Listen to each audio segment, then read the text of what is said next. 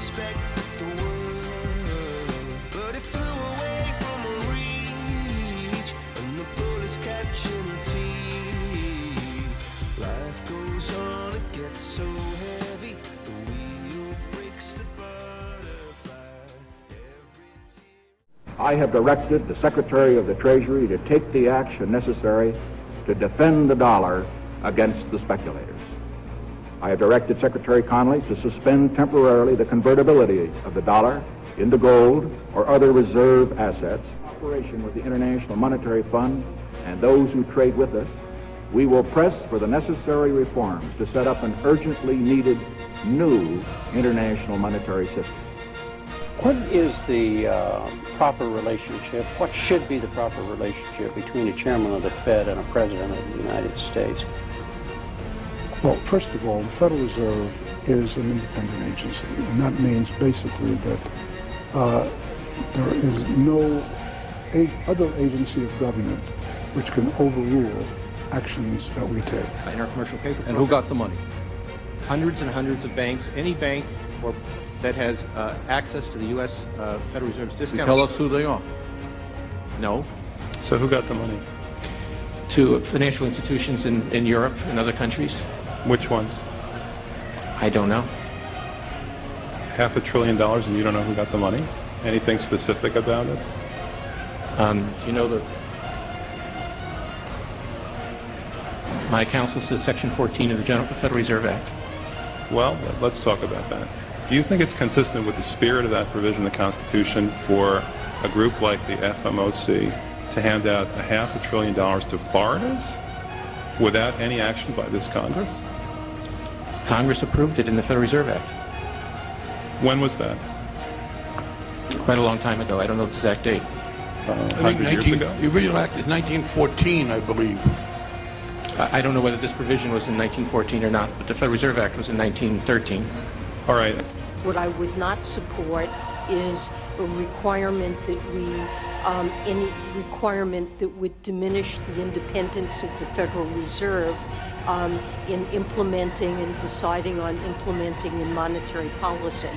For 50 years, Congress has recognized that there should be an exception to GAO ability to audit the Fed to avoid any political interference in monetary policy. The Federal Reserve is the branch governorship management system of the New World Order. It is the head of the snake. These are the people that have stolen tens of trillions of taxpayer money. This is the criminal group that got rid of the Glass-Steagall law and allowed the mega banks to issue trillions of dollars of Ponzi scheme fake paper. These are the people worldwide that want your pension funds that you've paid into. These are the people that want to create VAT taxes and sales taxes to pay off their black hole of debts. It is the monopoly capitalist, the organized crime syndicate, the 6 big mega banks, Goldman Sachs, JP Morgan, Bank of America, Wells Fargo, and others that own the private Federal Reserve that hijacked this country 98 years ago in 1913. That is the enemy. And it's time for these masqueraders to be exposed. Just a decade ago, most Americans didn't know the Federal Reserve was private. Now polls show the vast majority do and want it audited and abolished. We are marching on the illegitimate financial oligarchs that seized this country and are now attempting to fully bankrupt the United States and Europe and establish an open financial dictatorship worldwide. Well, look at the next page. The very next page has the U.S. dollar nominal exchange rate, which shows a 20% increase in the U.S. dollar nominal exchange rate at exactly the same time that you were handing out $500 billion. Do you think that's a coincidence? Yes. We actually looked at one of the arrangements, and one of the arrangements is $9 billion for New Zealand. That works out to $3,000 for every single person who lives in New Zealand. Seriously, wouldn't it have been better to extend that kind of credit to Americans rather than New Zealanders? Where a lot of these practices were going on, I had no notion of how significant they had become until very late. I didn't really get it until very late in 2005 and 2006. But some economists now say Greenspan actually created the housing bubble and the credit crunch by keeping interest rates too low for too long. You held interest rates at historically low levels for 3 years while the housing bubble was forming. And then you had 13 rate cuts in that period. So you don't think you would have acted any faster? I doubt it. So you don't see any light between you and what Mr. Bernanke is doing? I think he's doing an excellent job. In public, Greenspan was inscrutable whenever Congress asked about interest rates. He resorted to an indecipherable Delphic dialect known as Fed speak. I would engage in some form of syntax destruction, which sounded as though I were answering the question, but in fact had not. We showed him a tape of him at a hearing. Modest preemptive actions can obviate the need of more drastic actions at a later date, and that could destabilize the economy. Very profound. Very profound. Impenetrably profound. And so you worked on these, right? Oh, of course. You worked on making it even more. But what would often happen is you'd get two newspapers with opposing headlines coming out of the same hearing. I succeeded. What would have happened if we had revenue bonds as well as general obligation bonds for municipalities when the Glass-Steagall Act was passed? Do you think they would have allowed the revenue bonds under the same basis that they allowed general obligation bonds at that particular time? If so, why don't we change it to allow it now? And if not, what's the distinction? Congressman, I really don't have a clue. Hey, Ben, just really quick, what'd you do at the 2008 Bilderberg meeting? I'm not doing any press today. It was discussed that's where they just plan to destroy the American economy due to a mole. I mean, what'd you do at the Bilderberg group? I'm not doing any press today. No questions? No. What'd you do there? All we want to know. When are you going to apologize for destroying this economy, Mr. Bernanke? That's a very simple question. What'd you do at the Bilderberg meeting? Of course, you don't want to answer that question because in 2008 in Chantilly, Virginia, at the elitist Bilderberg meeting, a mole came out right afterwards and said you guys were planning to destroy the U.S. economy, the U.S. dollar. At you like ravaged dogs. So should be interesting to see what will happen and transpire if all three of us come out here and start shooting with our video camera. Detail, halt, right, face. Cameras, ready, record. So I really don't know what's happening here. I mean, every time I come out here by myself, the police just run up on me and try to intimidate me and scare me and tell me that this is not America and we can't film. But we haven't had that yet today. I don't know, maybe there's too much testosterone here and they just backed off and are afraid of, oh, wait, I was wrong. Hey, how you doing, buddy? Good. Anything I can help you with? No, we're just filming the Federal Reserve Bankster Mafia. What is it called? The Bankster Private Globalist Mafia. Bankster Private Global Mafia. Yeah. Well, I have a copy of the Inspector General Act here in front of me, and it says, among other things, that it's your responsibility to conduct and supervise audits and investigations relating to the programs and operations of your agency. That's correct. So I'm asking you if your agency has, in fact, according to Bloomberg, extended $9 trillion in credit, which, by the way, works out to $30,000 for every single man, woman, and child in this country. I'd like to know, if you're not responsible for investigating that, who is? We have responsibility for the Federal Reserve's programs and operations, audits, to conduct audits and investigations in that area. In terms of who's responsible for investigating, would you mind repeating the question one more time? What have you done to investigate the off-balance sheet transactions conducted by the Federal Reserve, which, according to Bloomberg, now total $9 trillion in the last 8 months? I'll have to look specifically at that Bloomberg article. I'm not, I don't know if I have actually seen that particular one. Mr. Chairman, my time is up, but I have to tell you honestly, I am shocked to find out that nobody at the Federal Reserve, including the Inspector General, is keeping track of this. I rise today in opposition to secrecy, in opposition to the veil of secrecy that clothes the money changing that takes place in the temple of the Federal Reserve.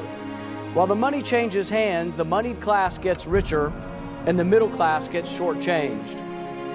It is more than time to part the curtain that hides the trillions of dollars that change hands. There's a revolving door from Wall Street to the Treasury, to the Fed, and back again. We have former secretaries of Treasury who go from government to Wall Street pocketing hundreds of millions of dollars. I've called repeatedly for transparency at the Federal Reserve so Americans can see what is being done with their money supply. The Investigator General, who is responsible for auditing the Fed, came to Congress in 2009. And here's what she had to say during question and answer in a House committee. A congressman asked, "What have you done to investigate the off-balance sheet transactions conducted by the Federal Reserve, which, according to Bloomberg, now total $9 trillion in 8 months?" She fumbled, she repeated herself, she looked silly, and then she said, I think it may be important at this point to yada, yada, yada. Then several yadas later, this bombshell. We do not have the jurisdiction. This is the auditor. We do not have the jurisdiction to directly go out and audit the Reserve Bank. So really, there is no audit to the Federal Reserve. So don't let anybody tell you that we already have an audit. No meaningful audit of the Fed exists.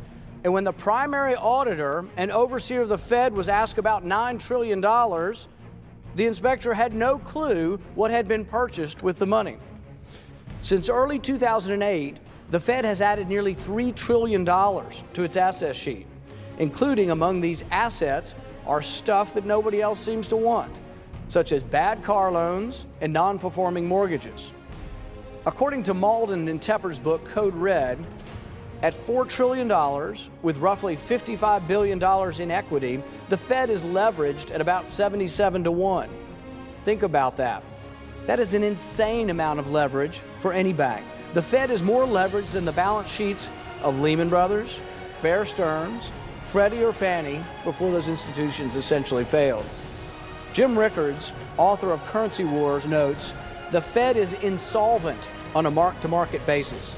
The Fed has wiped out its capital on a mark-to-market basis. Of course, the Fed carries these notes on its balance sheet at cost and does not mark them down to market. But if they did, they would be broke. The insolvency of the Fed will become a major issue in the years ahead and may necessitate the financial bailout of the Fed by the taxpayers. So the once proud dollar that was once backed by gold, then backed by the full faith and credit of the world's greatest country, is now backed by used car loans and underwater mortgages. No one can tell for sure what the future holds, but I, for one, am concerned that the panic of 2008 may not have been an anomaly, but a harbinger of something far worse. I am concerned that we have papered over the problems in a sea of new currency, that quantitative easing has created an illusion of safety and security, but beneath the surface lurks a bigger and more malevolent future. At current interest rates, we pay about $237 billion in interest payments. If interest rates rise by 1%, interest spending will increase by $1.2 trillion. If interest rates return to the norms of the 1980s, the taxpayer will be on the hook for an additional $6.17 trillion. If interest rates go to 10%, Katie, bar the door. The panic will be upon us. In 2011, the Federal Reserve financed about 3/4 of the U.S. deficit. In 2012, it financed over half of it, and in 2013, the Fed will finance most of the deficit. We are on course to finance the entire U.S. debt in 2014. The gradual bankrupting of America is proceeding apace. We pay for it with new money created by the Fed. The result is a gradual loss of the purchasing power. Over the past 100 years, the dollar has lost 96% of its value. President Obama's choice of Janet Yellen as the new head of the Federal Reserve is concerning due to the policies Ms. Yellen has promoted in her history at the Fed. The Federal Reserve's answer to economic crisis has long been simply to print more money, or what they call quantitative easing. It does not take a rocket scientist to figure out that printing money out of thin air is not sound long-term economic policy. But Miss Yellen has been a major cheerleader for it.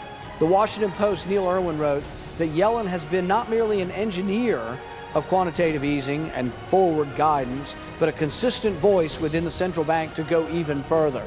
Quantitative easing's not enough, she wants more. Will she go further? Will the same policies continue unabated?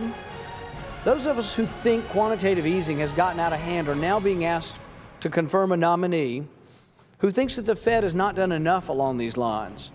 The vote was overwhelming to confirm Janet Yellen, but I think we will rue the day that we endorsed quantitative easing. It is the Federal Reserve and the 6 mega banks that control Wall Street. They got rid of Glass-Steagall. They bankrupted this country. They stole the tens of trillions of dollars, and they are going to pay for it. We're the people that know what the problem is, and we want these criminals to go to prison, and we're exposing them, and they're going down. The private Federal Reserve has stolen $27+ trillion we know about in the last 3.5 years from us, and they got the nerve to tell us they want to raise our taxes and cut people's benefits. Your money is paid to these private banksters. That's why they want higher taxes.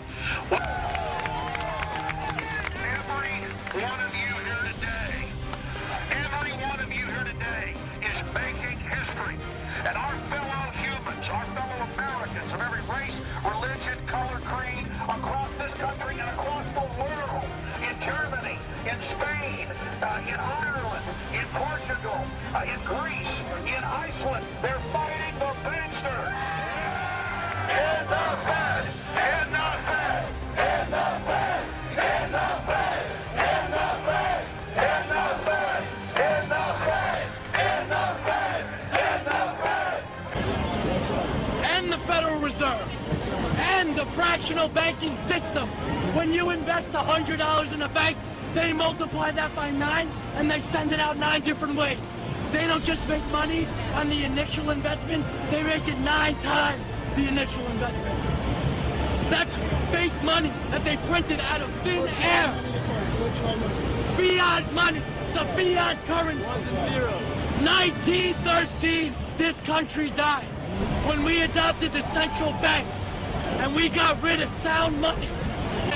And then after thousands, trillions of derivatives, they want bailouts. They have the balls to ask us for bailouts. No more bailouts. No more printing of money. No more quantitative easing. And the Federal Reserve. And the fractional banking system. 1930, when the Depression came, will be nothing like it will be in the coming years. If we lose America, we have nowhere else to run for freedom. There is no country left that promotes free markets, corporations, not in politics. There's no country that has their own sound currency. There is nowhere left to run. If we lose America, we lose the world to the elite.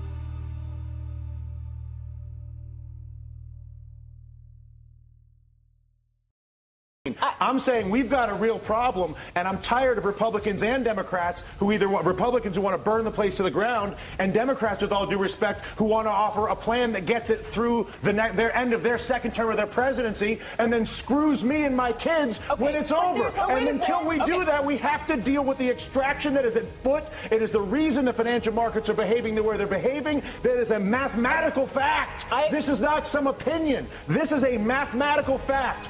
Tens of trillions of dollars are being extracted from the United States of America.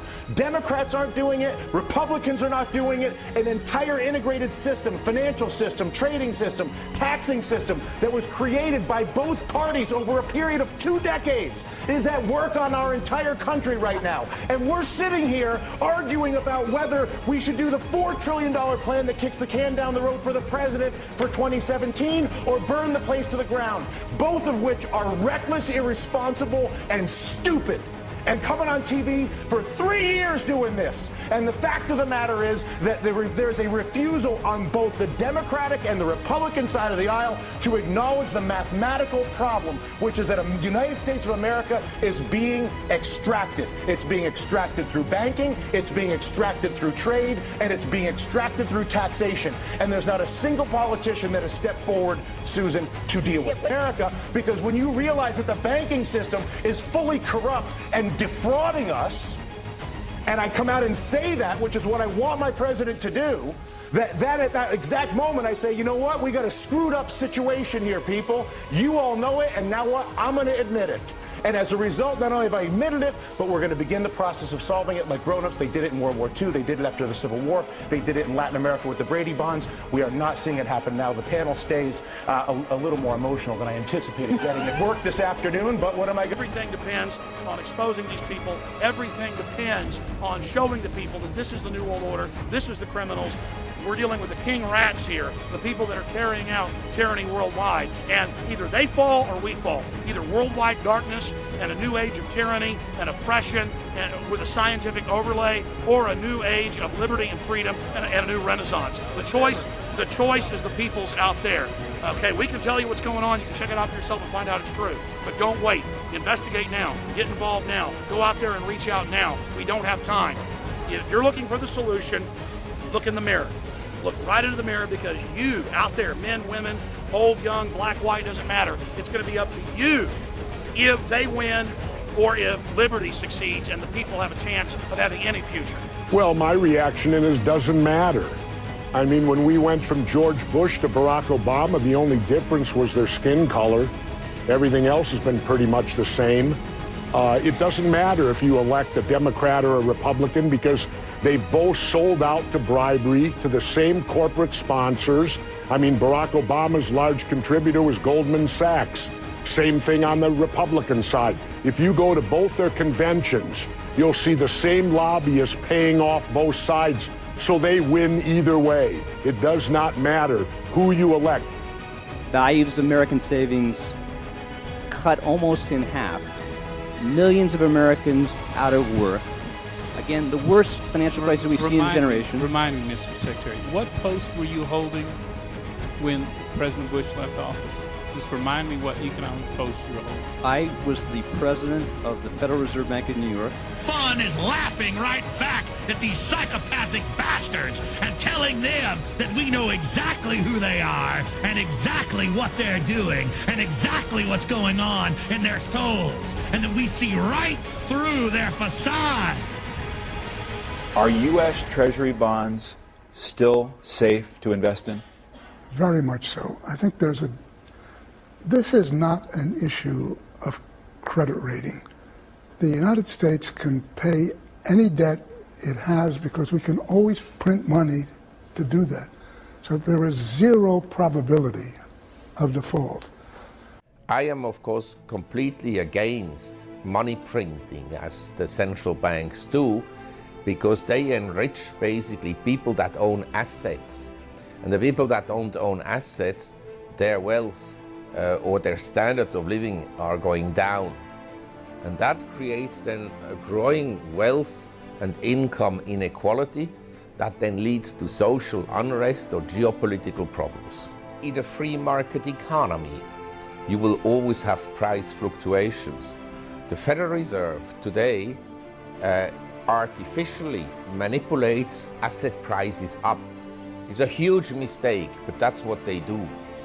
And to answer your question specifically, we had a bear market that ended March 6, 2009, S&P 666.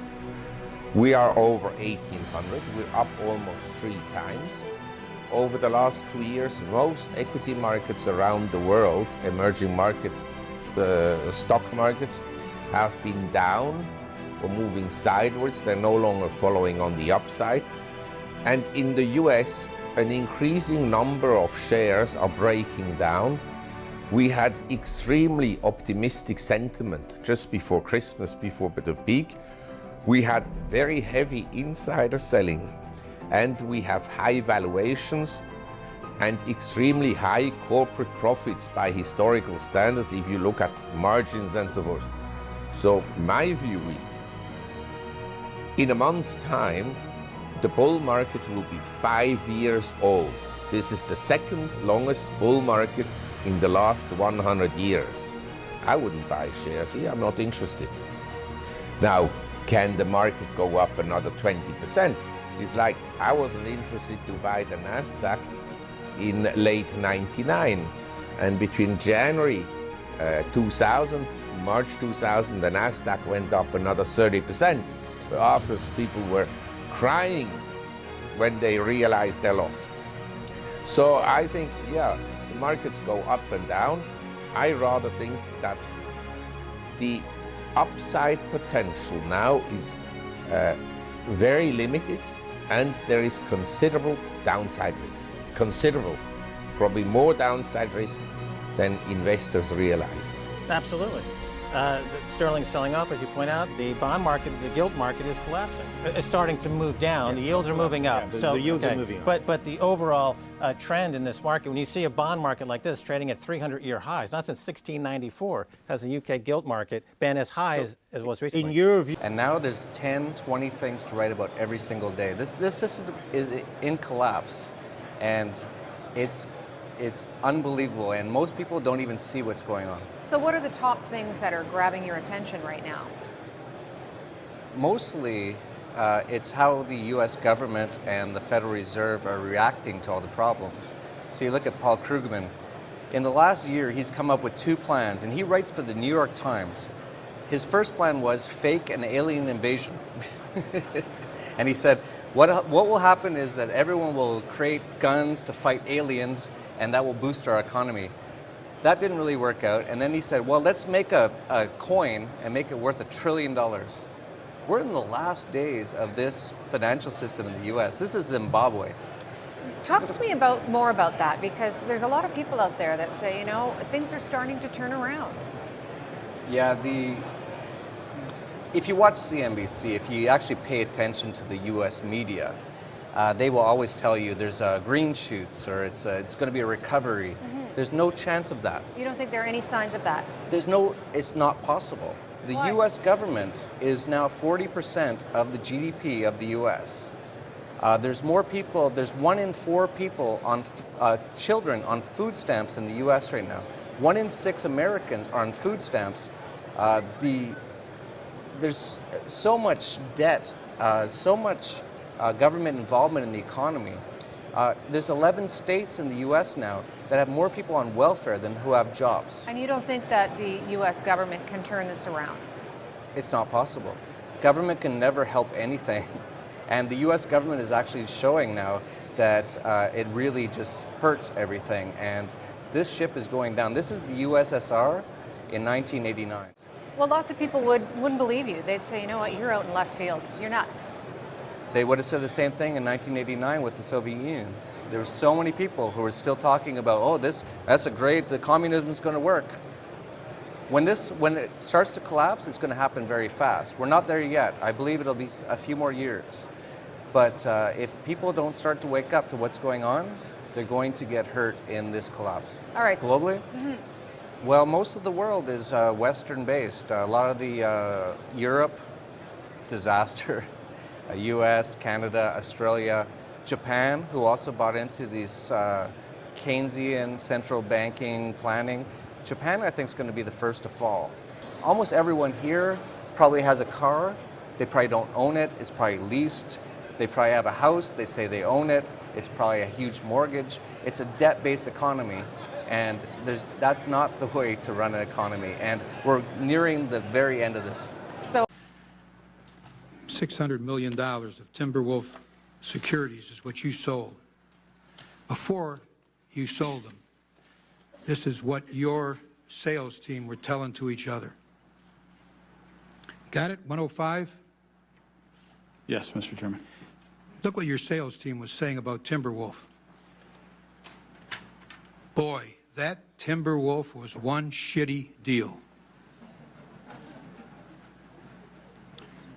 They sold that Mr. shitty Chairman, deal. this How about the fact that you sold hundreds of millions of that deal after your people knew it was a shitty deal? Does that bother you at all? You sold the customers something? I don't. Should Goldman Sachs be trying to sell, and by the way, it sold it, a lot of it, after that date. Should Goldman Sachs be trying to sell a shitty deal?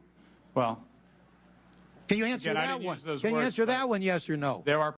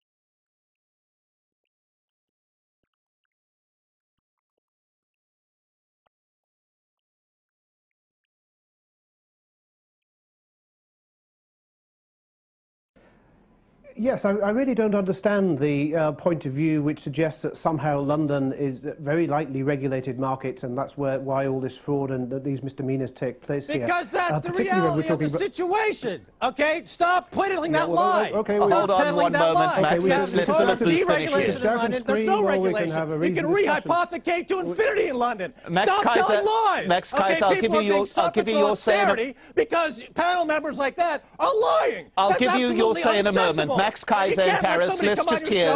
Let's just hear from Philip. Let Philip Booth. There's no regulation. Let Philip Booth finish his point. And the Bank of England is totally implicated in this scandal. Philip, please. Journalist Max Kaiser and former investment banker and broadcaster James Max. Why do we keep asking this question? Maybe we should start hanging bankers. Twice. But... Let's start hanging bankers. Right. I think that could be a solution. Hanging. Yeah. The French Revolution. You see, that's cheap. We won't feel better about ourselves if we murder a whole section of the community. I'd feel great about it. Only some of whom have done nothing wrong. And well, the problem, David, is that you have no regulator on the scene. The FSA here in London let Bernie Madoff and AIG get through without a look at them. The SEC in the United States, just like Goldman Sachs, sell crap securities, as they call them. They call them crap and shit. They sell them to their own customers and made money selling these crap to their own customers. Yeah. Then the Serious Fraud Office right here in the UK, remember a couple of years ago, BAE and the Prince of Bandar had a multi-$100 million slush fund, and the Serious Fraud Office couldn't prosecute because Tony Blair said, no, go ahead. It's okay. Well, now that's unconscionable. That's why I say let's hang some bankers. Yeah. I'll be honest with you. But you have to exercise the cancer. You've got cancerous bankers in the system corrupting the system. You've got to get rid of this cancer. Okay, so what in this banking, these banking reforms, how has that addressed that, and how has it failed to address that? It doesn't matter what the reform is because you've got no regulatory agency who's willing to put anyone in jail. During the last major scandal, the S&L crisis in the United States, you had 1,800 bankers went to jail. No, this time you've got none, except maybe Bernie Madoff. Okay, so you've got nothing. So enough. No, there's got to be serious prosecution. They're committing serious crimes. Goodness They're sake. stealing money. Do people like austerity measures? Do you like austerity measures? No, that's pathetic. That what you want? No, the question is, by the way, the government is owned by the banks. Oh, rubbish. Absolutely. Listen, who owns Royal Bank of Scotland? Yes, of course the government owns it. But you said you just contradicted yourself. No, you said the government owns is bailing out these banks. You just said own these banks. You just said the people want retribution. Didn't you just say the government for all of us? And why don't we have enough money? Why are we suffering austerity measures? Why do we have rapid high inflation? Because we spend too much money. Because the banks stole a majority of that money. When they come and they say that they're going to do, that's where you lose the argument. No, when they say that they want to do ring fencing or increase reserve capital, Tier 1 capital, they don't obey Tier 1 capital rules as it is. They don't obey the laws as they do. Now, these banks what do you mean by that? So talking about they need to have a certain amount of capital on their books. They is their primary capital they make loans against. Okay, they have to have a certain amount. They are in violation of those rules right now. They have been for years. That's part of the reason this crisis has developed. And what you're saying is there's no way to enforce those rules. They don't enforce those rules. So if they say, oh, let's go from 7 to 10%, it doesn't make any difference because they're not enforcing the rules today anyway. Richard, they mentioned that in their report. There's been fully documented in reports all over the world that there's a casino aspect to these banks that needs to be separated from the deposits. You've got Stockholm Syndrome. You've been held hostage by bankers, and now you fall in love with them. You're ill. No. You're in league with the financial terrorists. You're a bad guy. You're an enemy of everybody in this audience because you're defending some bankers who are stealing money. You don't know what you're talking about. My friend, I've invented technologies that banks use to make the trade. I have no idea what you're saying. We're going to have to leave it there, but at least we've escalated the argument from bashing bankers to hanging them. I noticed, for example, there's no connection from what I understand, but up to 20 bankers have recently been found dead. That's a fact. We've got the 4 or 5 known examples of banker suicides, and we've got reports now that up to 20 bankers have been found dead. So either A, these are bankers who were going to blow the whistle on Lloyd Blankfein, and he had him taken out, or these are bankers who have committed suicide because of the shame of being associated with Lloyd Blankfein. Imagine you're associated with Lloyd Blankfein and you know that your boss is committing a financial holocaust. Would you not be tempted to kill yourself? Is this not behind the rash of banker suicides around America and around the world? I think that's the cause. Well, Goldman Sachs are scum.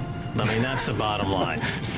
They basically have co-opted the U.S. government. They've co-opted the Treasury Department, the Federal Reserve functionality. They've co-opted the Obama administration. Barack Obama, dances to Goldman Sachs' tune, and they are really crooked and abominable in what they've done. You just remember Hank Paulson held Congress hostage, took him in the back room and said, give us $700 billion. We're going to crash this market. He's an arsonist. He's an outlaw, and yet and he's given praise. Ex-Treasury Secretary Hank Paulson, who was CEO at Goldman Sachs. Sure, but if you go down the list, they're all Goldman Sachs scum. Whether it's Hank Paulson, whether it's Geithner has very close ties to Goldman Sachs, and of course, all these banking bonuses are paid out to all their cronies who are Goldman Sachs scum. And America, for some reason, has allowed this coup d'etat to take place, a silent coup d'etat, where the Goldman Sachs and their friends now control the U.S. government, and they are manipulating prices. Okay, Mike. You mean after Building 7 exploded on 9/11, they can't get the records anymore? How convenient. You can't have the bankers going to Congress and saying, for example, we can't audit the Fed because if you audit the Fed, we're going to crash your system. We're holding you hostage. Absolutely. You can't allow that. That's in the United States under the Constitution. That is a high crime and misdemeanor. That is actually treason, according to the U.S. Constitution, to have a U.S. Representative say, we can't audit us because otherwise we're going to crash your system. What's that? How's that different than Osama bin Laden? You tell me how the difference is. They're causing as much damage. They're causing as much loss of life, and probably much more. I mean, Paulson and Geithner are pussycats. Obama's a pussycat compared to Paulson and Geithner in terms of pure damage. Tax deferred, too. You didn't have to pay any tax on your $200 million. I sold my shares in Goldman. The clause that if you come into the administration, you sell your assets, it's tax deferred. You don't have to pay $200. If you had $200 million profit, you didn't have to pay any tax. Isn't that true? Listen, is that true or not? Yes or no? It is. You do not pay a profit when someone a tax when someone makes you sell assets. Maybe that was an incentive for you to become Secretary of Treasury, so you didn't have to pay the tax there. Oh. The next thing I would say to you, and say it very, very clearly, is I behaved with the. You don't think you should have recused yourself when you asked Lehman to go in bankruptcy? You didn't put Bear Stearns in bankruptcy, and then you folded Merrill Lynch into. I mean, isn't there some point where you got to say, "Hey, I got a conflict of interest here"? You don't feel any kind of scintilla of ethics on this thing at all? Totally. I operated very consistently within the ethic guidelines I had as Secretary of the Treasury, and when it became clear that we had some very significant issues with Goldman Sachs and with why didn't you recuse yourself with Morgan Stanley, what I did then, it would have been very wrong for me to recuse myself. What I did was I went and got a waiver from the ethics agreement, because when we had concerns. Who is in charge of the ethics agreement? What? Who's in charge of the ethics agreement that you got a waiver? We have a office of ethics at Treasury, and we have a White House ethics office. So you got it from the legal counsel from the White House? We got it from the government ethics office. I'm a big supporter of the internet and the business model that comes with the internet, with my company and several companies that I've started, including the Hollywood Stock Exchange that I started back in the mid-1990s, which tries to leverage the internet and bring finance to intellectual property. But the banks are the reason that Dow Jones is now over 10,000. The banks have basically committed extortion in Congress. They've given them trillions of dollars, and they've taken this money and they've used it to give themselves huge bonuses, and the fraud that was perpetrated is immense. And Goldman Sachs and JP Morgan, Jamie Dimon, Lloyd Blankfein should be taken down to the public square and really drawn and quartered, because they are financial terrorists of the worst kind.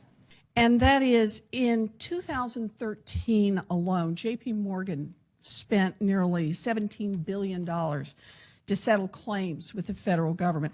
Claims relating to its sale of fraudulent mortgage-backed securities, its illegal foreclosure practices like robo-signing, its manipulation of energy markets in California and the Midwest, and its handling of the disastrous London whale trade.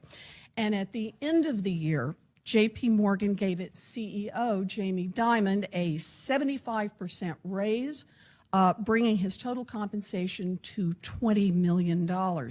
Now, you might think that presiding over activities that resulted in $17 billion in payouts for illegal conduct would hurt your case for a fat pay bump. But according to the New York Times, members of the JP Morgan Board of Directors thought that Jamie Dimon earned the raise, in part, and I'm quoting here, by acting as chief negotiator as JP Morgan worked out a string of banner government settlements. I think this raises questions about whether our enforcement strategy is working, or whether it's actually so bad that we're making it more likely for big banks to break the law. Neil Weinberg, the editor-in-chief of the American Banker magazine, said that in the current environment, quote, bank executives would be crazy to hold back. If they get caught, they can pay their way out of the problem with shareholders' money. And if their misdeeds pay off as expected, the profits will goose their pay. I'll add, even if they do get caught, the executives might still get a raise. In the criminal system, we try to defer future misconduct by sending people to jail. In the civil system, we try to deter future conduct, bad conduct, by having treble damages and other things that will be sufficient deterrence. But right now, if financial institutions can just settle their claims out of court and get a raise for settling them, then where's the deterrent? That's the part I'm having trouble understanding. Anyone? Well, if they want to act like gangsters, then maybe they should get whacked. In other words, there should be some deterrent for what they're doing. They want to be this city-conquering bankster sorts, and yet they don't really take much risk, and they don't really suffer any penalties. I say maybe even when they launder money for the Mexicans and so right. and so on. Take a page out of Tony Soprano's book. What would he do in this situation? It wouldn't be pretty, would it? No, exactly. But it's systemic. It is the system, and it really starts at the Bank of England that has been allowing for these artificially low interest rates to fuel the speculation, to fuel the bad bets. The Bank of England, remember, was also named in the LIBOR scandal along with Barclays. Well, they'll say, for example, that during the 2008 crash, when obviously you had some skullduggery going on, and we know now retrospectively that there was some, we also know that in the case of the U.S. banking system, that a deal was cut backstage where they said, look, if you don't give us the power and the bailout of the TARP bailout, then this market's going to crash. And they use this power over the markets almost as a bludgeoning stick. And you could go so far as to say that they're almost extorting their rights because they're getting tremendous benefits every time there is a chapter closes. They end up getting all the marbles, they get all the benefits, and we end up picking up the tab. So, well, we've established that the money comes from the banks, and they create, in the UK, 97% of the money supply. It's not the government, it's not even the central bank. The commercial banks are the creators of the money supply. How do they do that? So when someone takes out a loan, the bank simply pretends that the borrower has paid in the money as a deposit, when actually, of course, neither the borrower nor the bank nor anyone else has paid in the money or transferred it to the borrower's account. So what the bank does is it creates a fictitious deposit. And since banks are the accountants and run the settlement system of economic transactions, the accountants of the economy, nobody's able to tell the difference between real deposits and fictitious deposits. And obviously, as we know from aggregate data, the fictitious deposits therefore dominate and are 97% of the money supply. So especially speaking here, the Institute of Chartered Accountants, we believe the banks are honest accountants, but actually, of course, they're very creative accountants. Well, I mean, that's true. Banks make money by putting people in hock. This is their primary source of revenue. And you see this both on an individual level, with the pushing of credit cards continuously, but you also see it at a regional level and a sovereign level. This is what's the problem of the Eurozone, is that these countries were forced into these huge debt positions, particularly in Greece. Greece was encouraged to enormous debts right before joining the euro from their friendly banker down on Wall Street.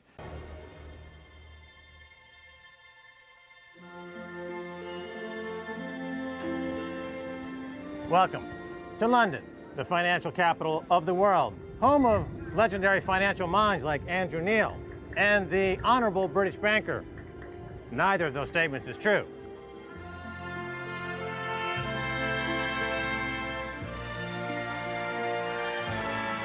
I worked on Wall Street during the 1980s. when greed was good. Same thing here in the City of London, where greed was jolly good. Sure, we cut a few corners. But since the 2008 financial crisis, standards in the banking industry have collapsed. It's almost as if crime is good. This week, a report on banking standards commissioned by the UK government called for a new criminal offense of reckless misconduct, including a recommendation for jail sentences. Oh, and a deferment of bonuses. That must really hurt. Reckless misconduct and going to jail. Sounds bad. Or is it just more typical British understatement?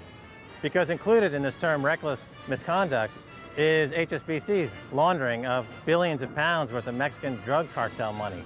If you ask me how many bankers are going to go to jail, I would posit that it would be about the same number of Mexican drug cartel money launderers that go to jail. Very few.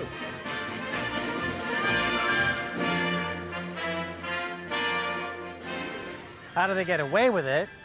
Well, according to the report, they used the phrase, the Murder on the Orient Express defense, which is a very nice way to say that they're operating as a criminal syndicate or crime family. Nobody in the organization knows what the whole organization is up to, therefore none of them are culpable and they all escape prosecution.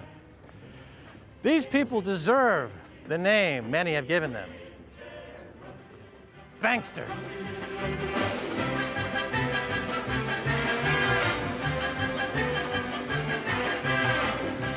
But will it work?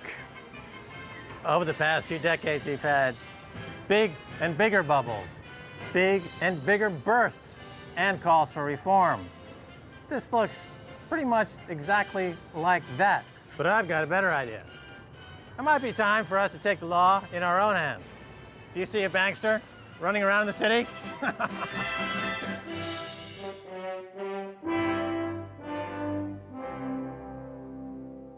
You must understand that the fundamental problem is that you shouldn't have an institution which depends on whether he's good or not. My first preference would be to abolish the Federal Reserve. So that I think that the internet is going to be one of the major forces for reducing the role of government. The one thing that's missing, but that will soon be developed, is a reliable e-cash, a method whereby on the internet you can transfer funds from A to B without A knowing B or B knowing A. The way in which I can take a $20 bill and hand it over to you, and there's no record of where it came from. And you may get that without knowing who I am.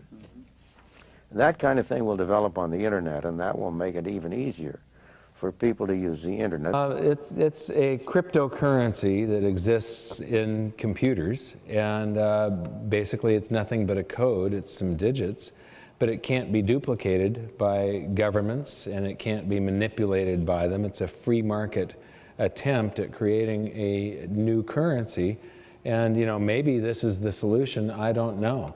I think it's great that the free market is trying this, but it's a number of digits that will grow to a certain point and then eventually stop, and then they're traded individual to individual. For more than 100 years, banks have been inserting themselves between individuals in the financial system and taking a cut.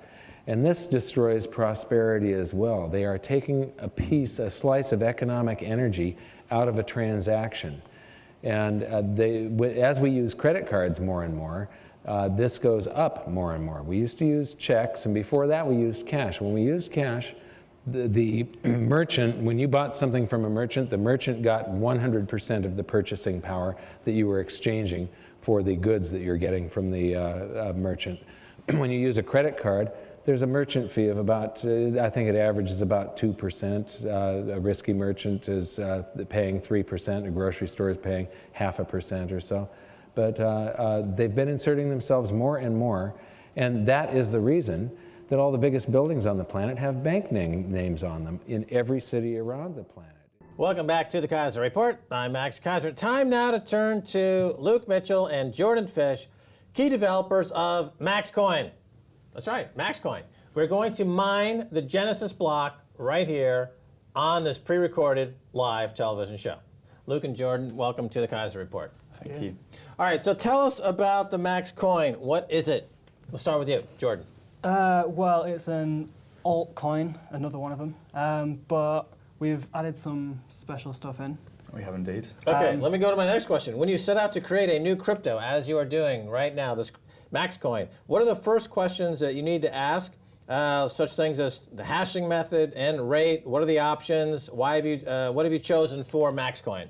Look. Well, at the moment, there's a lot of altcoins that are kind of clones of Bitcoin or Litecoin, and that don't really have any special features per se. They're just clones where somebody's either tinkered with the amount of coins in circulation, often for maximum profit, or they haven't really altered the technology in any way.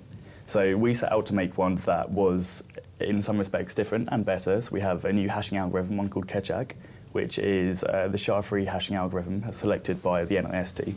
So there's a consortium of people that chose over 5 years the most secure hashing algorithm to use. Okay, stop. Let's roll back for a second. Okay. Hashing algorithms, or hashing as the term, let's just talk about that a little bit. Okay. So in other words, a cryptocurrency like Bitcoin, every 10 minutes or so are released into the community after the proof of concept has been run for all the transactions up until that moment. Yes. And that's a hashing. That's a hashing function. The hashing function, which is for Bitcoin, is up to like 5 petaflops or something, some enormous amount of huge energy. amount of power going into it, and that is essentially increasing the trust in the network every single time a block is mined.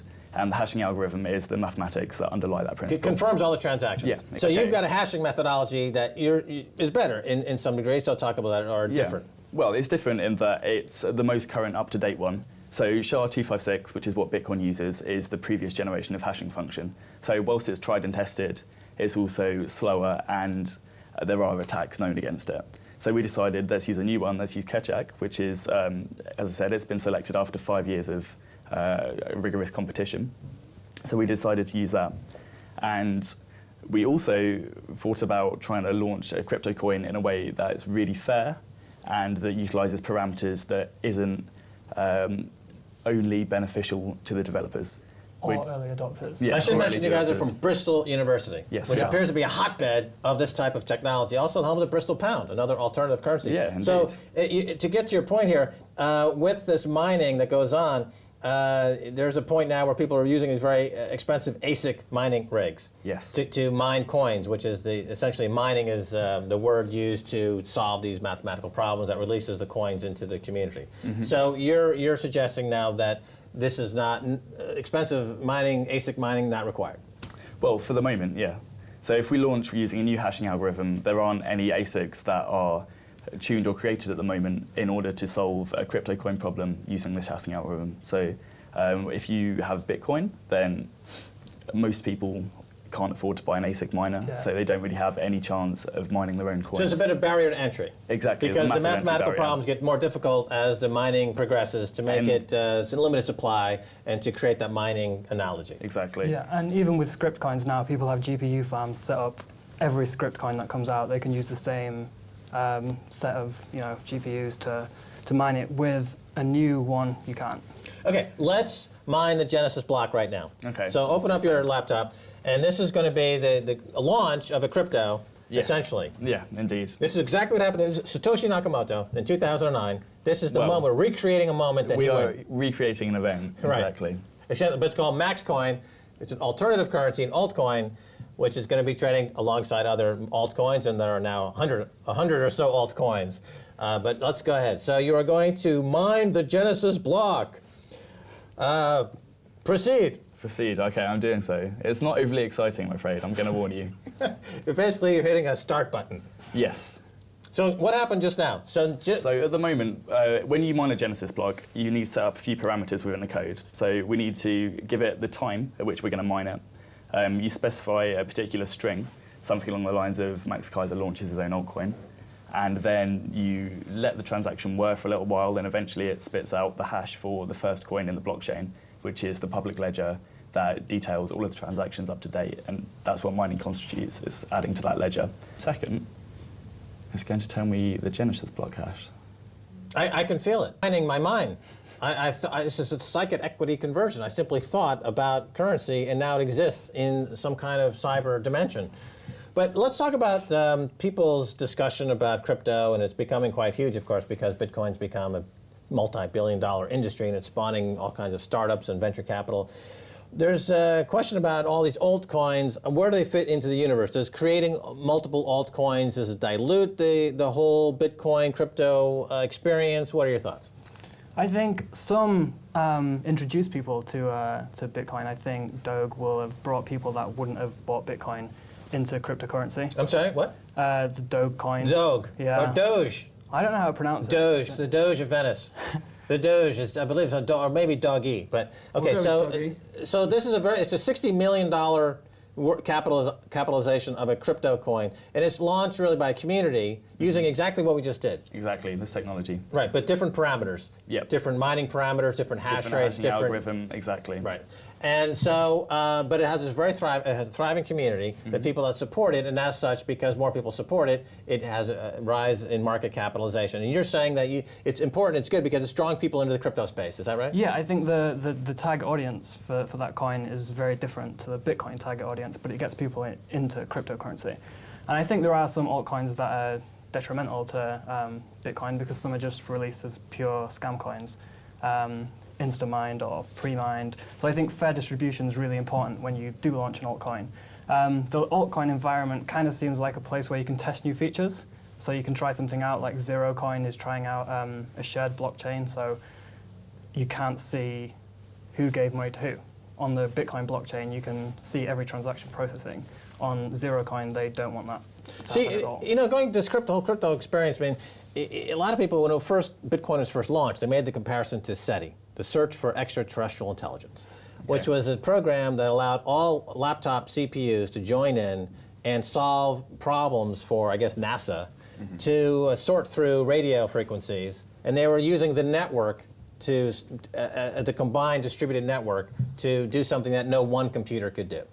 And you have a distributed network effect. Yeah. Here, with the cryptocurrency, instead of having one central bank, you have a distributed central bank of tens of thousands of computers, like this one now with Maxcoin, but others with other cryptos or Bitcoin, that are essentially hashing the hashing algorithms in place. They're solving these problems. But the idea is it's all distributed, right? That's the big difference between a cryptocurrency and, let's say, the dollar or a pound, is that they're all centralized with a central bank. Yeah. This is a decentralized currency. Is that an important feature? And what do you think? Well, I think so completely, because I think it gives power back to the people using something. It essentially means that you don't have to trust a third party in order to control your money, to look after it, to maintain the system, because everybody who has a vested interest in it, who has their money in Bitcoin, say, is running the client and is contributing to the network. And I think you've seen it with other technologies such as Tor, which is massively important for encryption, but things like SETI and folding at home, which are distributed scientific proof of work. I think decentralized networks are almost the future of the internet, because it means you don't have to pay somebody in order to sit there in the middle and mediate something. You get to contribute yourself, and it's everybody else doing the work. Now, you're in Bristol. You know, our show, Kaiser Reports in the UK, we got 2 million viewers here in the UK. We got 20 million worldwide. Okay. You guys have seen our show, undoubtedly, and we're always bashing bankers. We say they're all basically scum. Yes. Okay. Now, as students, is that message resonating to the, and is that part of why you're going into a crypto environment? In other words, there's a transition going on in finance and around the world. You're this kind of next generation to step out into the world stage. Is this what you see as the banking, is this what you perceive as banking today versus, let's say, the old school HSB, Barclays, all the scandals that they're involved with? Are you willing to just say, to hell, screw you guys, this is banking now, this is the new 21st century reality? I would like to see that happen. I've paid for beers in Bitcoin now, I've paid for bits and pieces in shops, and as far as I can tell, there are more and more websites and vendors that are starting to accept it.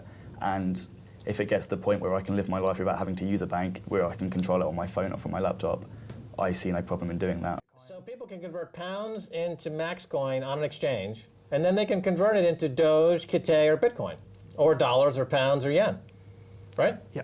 So it's, to get back to this point, we only have about 30 seconds, but any crypto transactions that are pulling money away from the fiat world, is decapitalizing the fiat world and decapitalizing all the fraud of the fiat world. Can the Maxcoin take on Doge? It's got a 60 million market cap. I mean, can we get Maxcoin above 60 million in market cap? I think that's the aim. Doge, you're going down, Doge. Forget Kitty. All gone. Well, we're out of time, guys. Thanks for coming in. Thanks for being on the Kaiser Report. And we'll obviously be tracking this very closely in the Kaiser Report. And anyone who watches this show is going to get a leg up on mining these coins. So thanks so much. Yeah, you're welcome. Okay, and that's going to do it for this edition of the Kaiser Report with me, Max Kaiser, and Stacey Herbert. I'd like to thank our guests, Luke Mitchell and Jordan Fish, creators of Maxcoin, the most exciting altcoin in the universe today. Now ready to be mined. Now, if you'd like to get in touch with us, tweet us at Kaiser Report. Until next time, bye, y'all.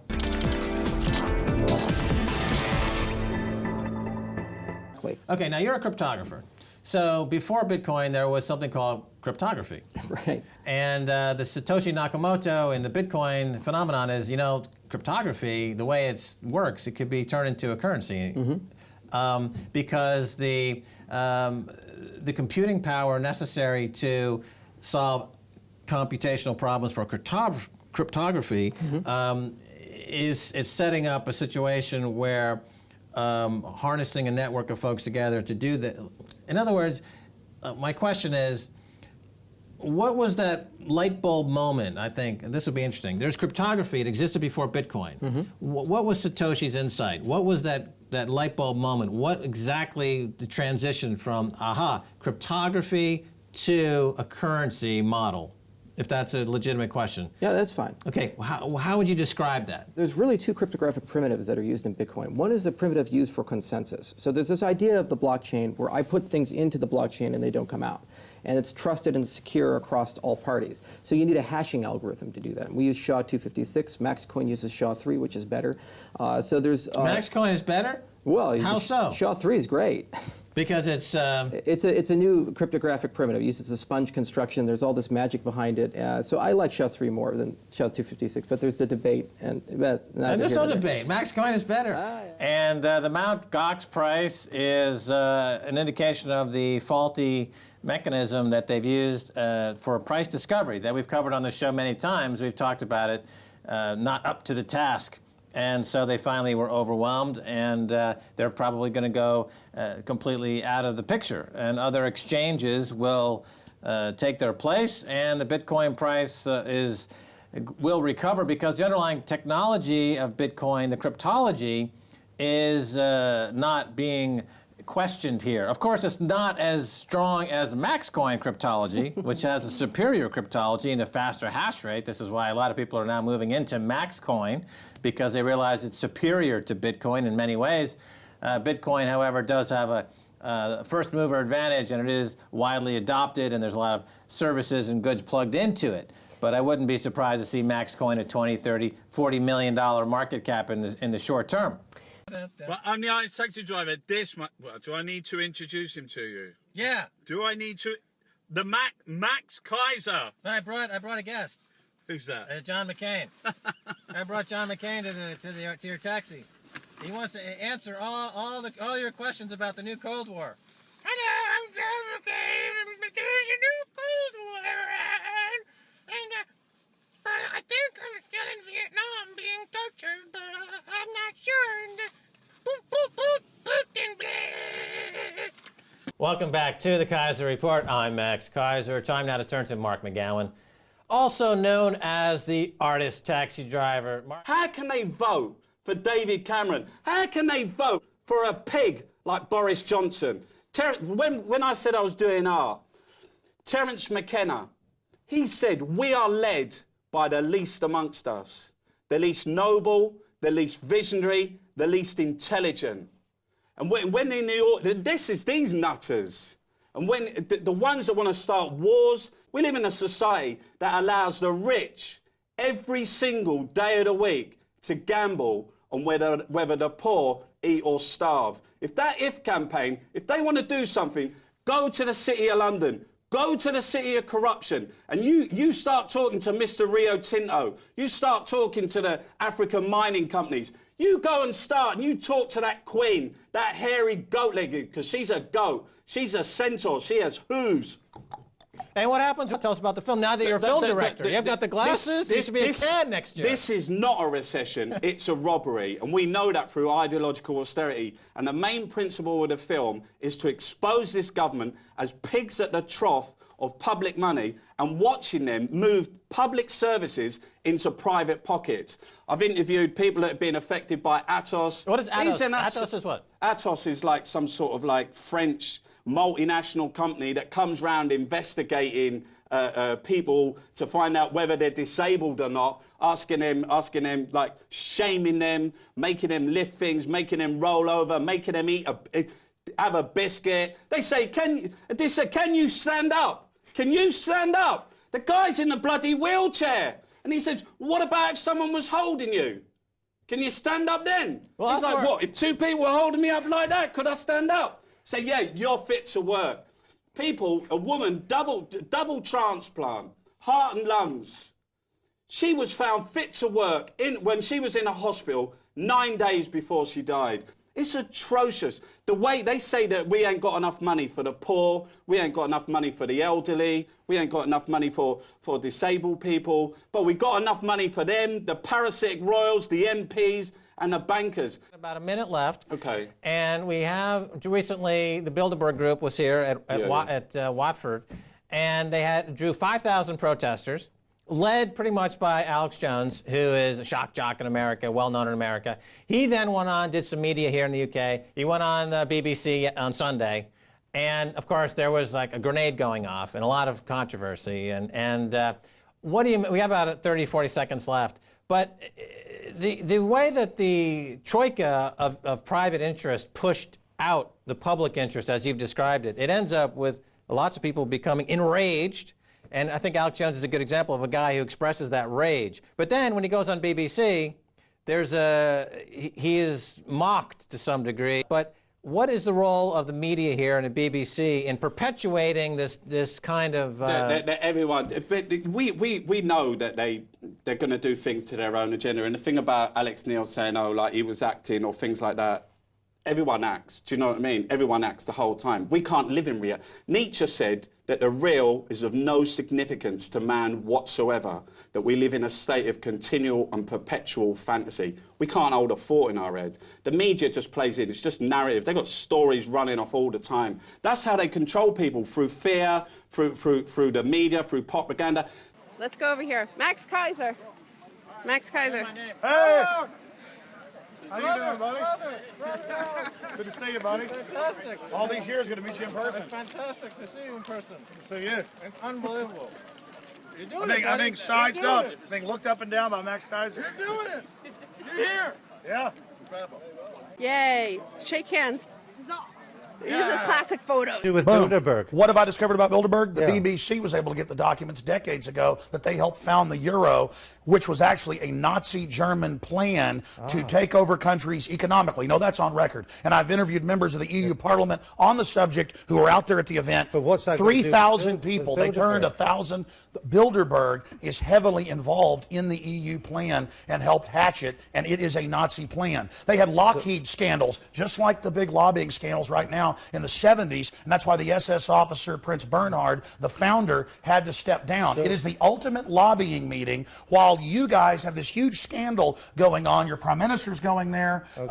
Balls was just here, Bilderberg Group member. We have forced them from cover to admit that there are puppeteers above the major parties. David, 5 years ago, when Hillary and Obama were at Bilderberg and the Secret Service was there in helicopters, the New York Times came out and said I was crazy. There was no Bilderberg Group meeting. They listen to everybody's phone lines. They call up and harass people that expose them and tell them what they were just talking about. They harass you're going to people. say there's no spying. Alex, it's like Nazi Germany. You only spy on the bad guys, huh? Look, we have mega banks that are getting $85 billion a month of U.S. taxpayer money. Most of it goes to Europe and England.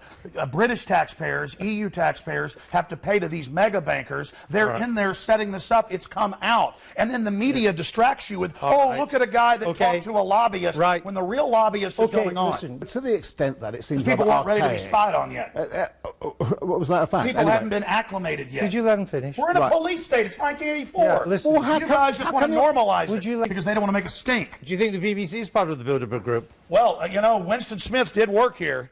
I mean, come on, Eric Blair worked here, and that's what he said it was. Why do you think we've let George you Orwell. on? Why have we let you on then? Because you guys think that you can manage the whole thing, and now our information's gotten too big. I have 3 million radio listeners a day. That's a low number. 3 million. I get about 50 million YouTube views a month. That's a very conservative number. I make films, put them online for free, that get watched 40 million times, like the Obama deception. Oh, what a wonderful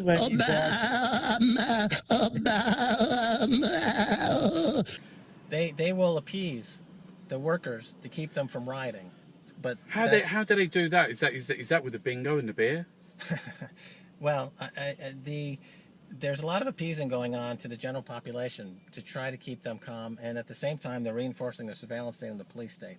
But the message people should understand is that workers are being targeted by these corporations in a way that you'd have to go back in history and find when groups of people, either defined by their economic status or their ethnic proclivities, have been targeted.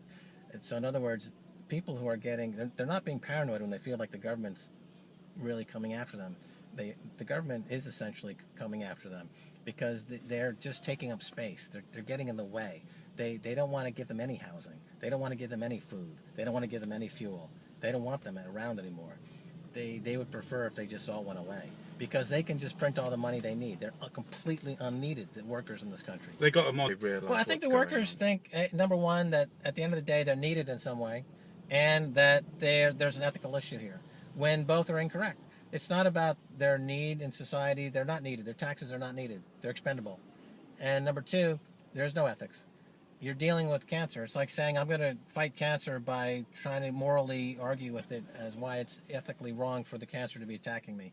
That's wrong. That's my idea. The tactics have got to change, and I think that's an excellent example. But you're never going to. This is the predatory nature of the enemy here. They're not having a political debate about the best way forward for the British economy. They're having a sell-off of the British assets to outside predators, and they're taking all the income-producing assets for pennies on the dollar, and they're forcing prices up to the point where you will not be able to afford to live in your own country, and they don't care because they can print all the money they want. So either you're going to defend yourself and your country. The enemy is here.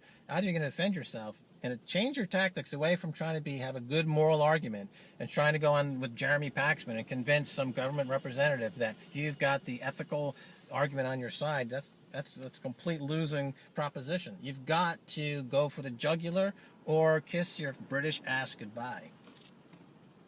What's funny and why the Joker's laughing all the way to the bank is because the more they abuse you, the more you enjoy it, just like the Stockholm Syndrome. And so that's why the joke is on you. And that's why it's going to continue going on week after week, month after month, year after year. The joke's on you. What's scary? Somebody in some clown makeup? Barclays Bank, involved in hundreds of billions of dollars worth of money laundering, market manipulation, drug cartel money, the energy market rigging, the price protection insurance mis-selling.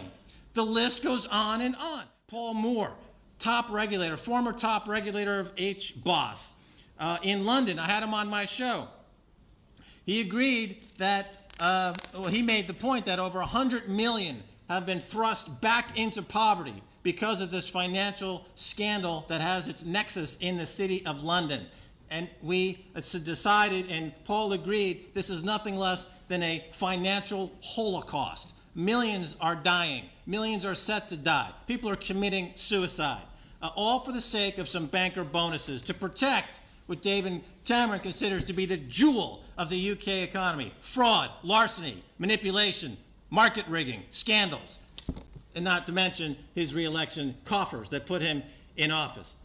This goes all the way up to the Bank of England, caught in the LIBOR rigging scandal, is now caught in a collusion with the Treasury in trying to hide a $48 billion black hole of debt that's part of a $37 billion stolen from Osborne, from pensioners and insurers, as part of this coupon stealing, a smash and grab that you've been reading about, where Osborne just stole $37 billion from Treasury, claiming, oh, it's nothing. It's just an accounting error.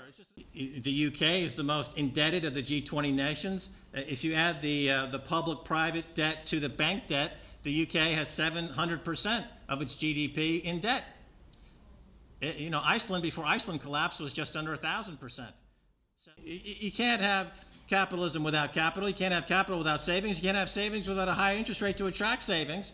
So you don't have capitalism here. You don't have capitalism in the United States. You don't have capital in the G20 countries. It's not capitalism. It's a kleptocracy. Not for nothing that people wear those masks around the world, the hero of that film, because people are ready for this global insurrection against banker occupation. And we see it all over the world. So let's talk about today. I want to describe a market to you, and you tell me if it sounds like a bubble. It starts in 1982. It's hitting in America a 240-year high. In Britain, it's hitting a 300-year high. The government is the primary buyer in this market. Since 2000, the U.S. has increased the supply of this market from 15 trillion to 45 trillion. It's an increase of 300%. In each one of those years, the market has hit a new 240-year high. Since 2007, the year the current crisis began, the 6 biggest governments in the world have been increasing the supply between 83 and 362% in this market, and the price continues to hit multi-hundred-year highs. What is this market class? The bond market, the sovereign bond market, the gilt market here in the UK. They know that the debt bubble that has been built around the world for the past 30 years is about to pop, and it's about to pop in epic proportions. And we're going to see a crash in sovereign debt market, and by crash I mean values crashing 75% or more from their current levels. Those who own a portfolio of bonds should be aware that they are tap dancing on the edge of a cliff. This is, again, why we have relocated our show from Paris to London, because we want a front row seat on the collapse. We want to bring it to you from the trenches, in real time, so we can all, watch this as it unfolds on our show, Kaiser Report, because the next 18 months are going to be, in my opinion, a spectacular collapse here and in the world, but particularly here because this country, thanks to Gordon Brown, basically gave away its sovereignty back in the year 1999 to 2002. It's an error that will live forever as the day Britain lost its sovereignty. Thank you.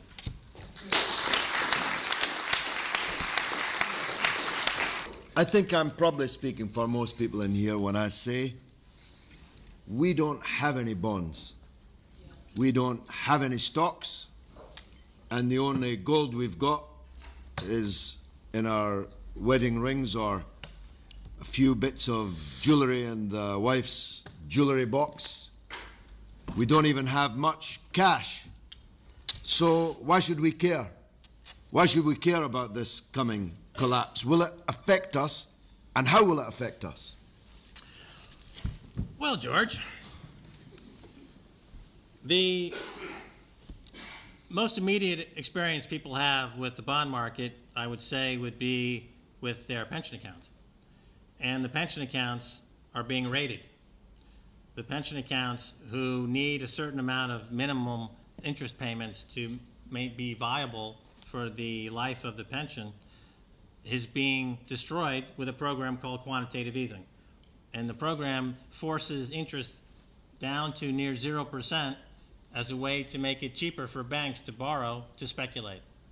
So the pensioners are getting their money stolen. People in this country, if you have a parent, you know that their income is down sharply on their pension accounts. That puts pressure on you to make up for that income. Secondly, as I mentioned earlier, the insurance industry. The insurance industry is extremely vulnerable to 0% interest rates. Thirdly, 0% interest rates force companies to hedge their exposure to the inflation that comes when you drive interest rates lower and you flood the markets with cash, and that drives energy prices higher and food prices higher. So you're paying for it at the pump. You're paying for it when the price of food goes up. You know, the education prices are going up. There's real inflation in this country. It's not the official government-related number of whatever it might be on a daily basis in the 2% or so. If you include these off-balance sheet items, it's 7, 8, 9%. Who's paying for that inflation? You are.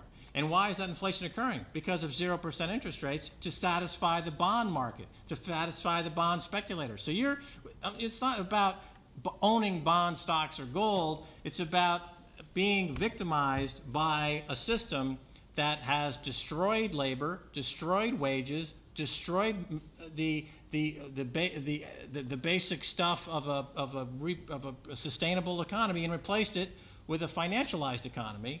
And that's been growing for 30 years, thanks, of course, to the Thatcher-Reagan revolution. And it's been growing for 30 years. So you have now a situation where over 10% of the economy here in Britain officially is the financial sector. But if you take in the contingent liabilities in housing and insurance, it's a much higher number. That's very unhealthy. It's a parasite. It's like having a tapeworm that suddenly takes over your body and destroys you. It's a financial cancer. The solution using monetary theory is to raise interest rates. But the politicians will say, well, that'll kill the housing market. That'll kill the economy. Yeah, it will for about a year or two.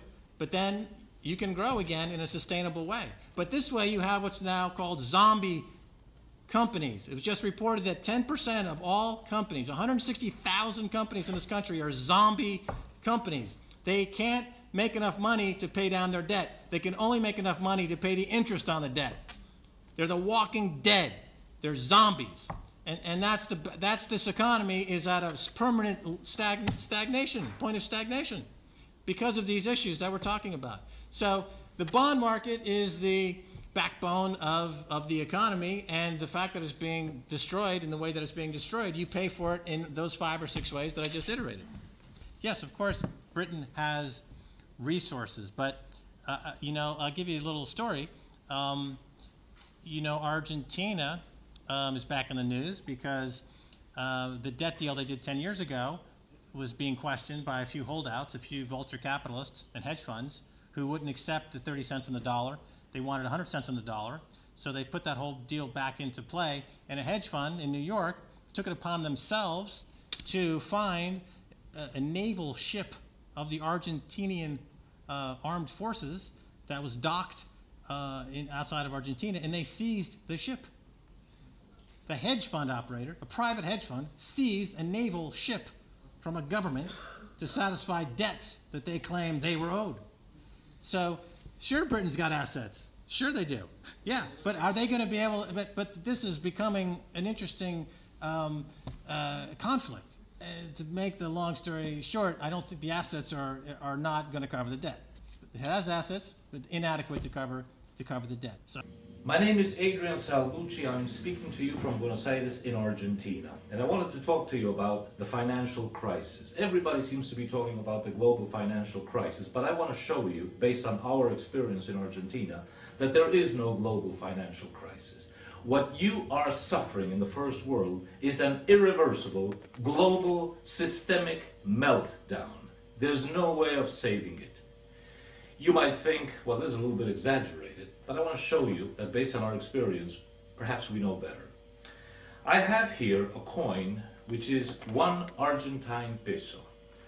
This will buy you, well, it'll hardly buy you a bus trip in downtown Buenos Aires. And yet, if I were to go to 1970, in 1970, this little coin would have purchased you Argentina 4 or 5 times after another. Why? Because since January of 1970, we have undergone 4 major monetary changes where they've knocked off zeros on our currency, 13 zeros to be exact. So this will be worth 10 trillion pesos from that time. And 10 trillion pesos at that time would have probably bought you Argentina 3 or 4 times over. That's inflation. Actually, that's hyperinflation. So when we hear about your inflationary concerns and everything, we've seen that, we've done that. We've been through the whole thing. We've been through inflation, hyperinflation, systemic banking meltdowns, currency changes, debt bond swaps, mega debt bond swaps, financial armoring, banking holidays, freezing of bank accounts, just about everything you can possibly imagine, referring to a nation's total breakdown of its monetary, banking, and financial systems. So based on our experience, if you were to say, well, what should we do in the United States and in Europe? I would say go to the bank and get your money out fast. repeat, go to your bank and get your money out fast and buy anything. Buy an apartment, buy a house, buy a lot, buy anything. Buy gold, buy a car. You know, the thing is, Mark, it's incredible. Everything you need to know is in these two headlines. May I explain? Go on, son. Look, bankers yield role in setting of LIBOR, right? Here, LIBOR scandal. LIBOR is another word for daylight robbery. It's where the banks took guns and went up and just took the money when they wanted. Lie more! Lie more. Lie more! Look, Lie here it is. again. Huge scandal, right? They changed. But you ain't got no bailiffs knocking down their doors. You're driving the rates lower. Lower. Who suffers? Who suffers? Well, look, here's the other story. Today, Telegraph, today, pensioners must give up benefits, says Clegg. That's who's getting ripped off. You see these two juxtaposed on each other. The banks.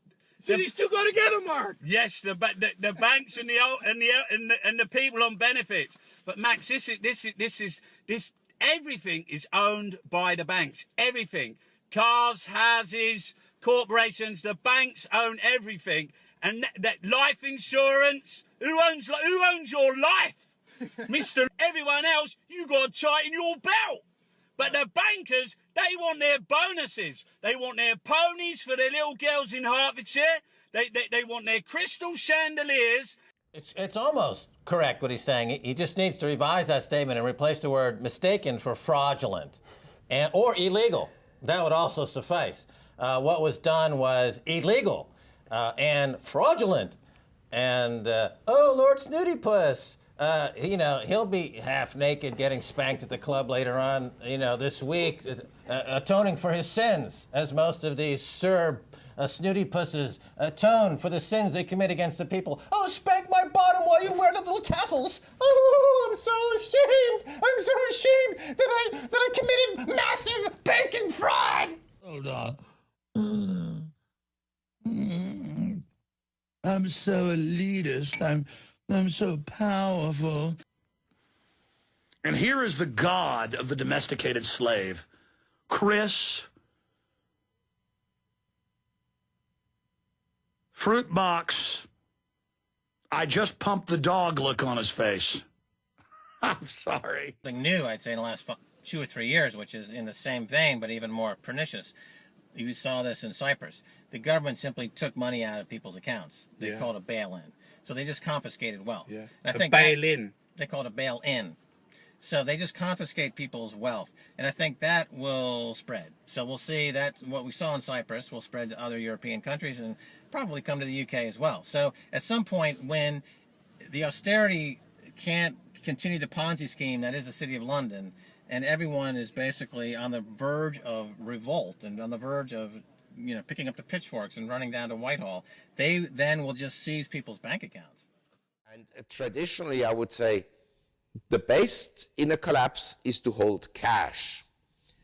But then the question arises what kind of a cash you should hold and in what form. Because if you have bank deposits, and I think what happened in Cyprus is a blueprint. Maybe you have bank deposits, maybe not all of it will be paid to you. And in some sovereign countries, maybe it will be paid to you, and in others not, depending on the quality of the banking system. But in general, I think if there was a collapse, all banks would suffer. And then I would imagine that cash would not be necessarily the safest investment. And then the currency choice is also, would you put all your money into US dollars? Because, yeah, the US dollar may be strong for another 3 months, maybe another 3 years, but maybe eventually it will be a very weak currency, as I would expect. Then you may turn around and say, well, weak, but weak against what? Maybe not against the euro, because even the others also print money. The dollar paper money may be weak, but because they all print, paper monies will all go down in purchasing power in kind of concert. And so maybe gold is a part of the solution, to have some money in gold, and maybe you need to own some real estate. Then you turn around and say, yeah, real estate, but where? You know, then I say, okay, if you had, say, you lived in Germany in 1900, and we are now 2013, if you had all your money in cash, in Germany in 1900, you lost it 3 times. In World War I, then hyperinflation, and World War II. So cash was not a desirable alternative, nor government bonds, also lost 3 times. If you own shares of the leading German companies, most of them are still in business, may not have been the best investment, but you still have these shares, so you preserved your wealth. If you had real estate, then the question arises, if your grandparents had the bad luck to own the real estate in Eastern Europe and East Germany, you lost it all after World War II. But if you had the fortune to have it in West Germany, then you are okay.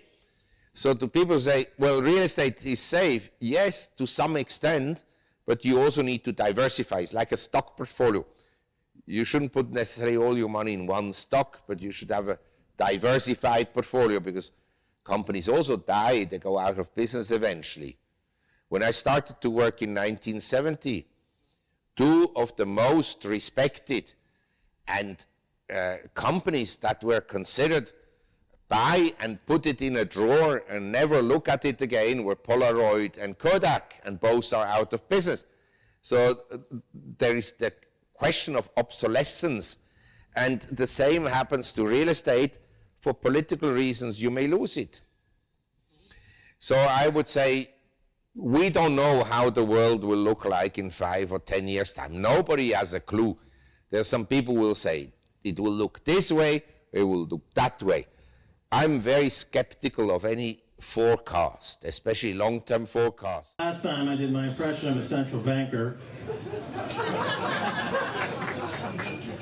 Now, since I was here last time, things have changed.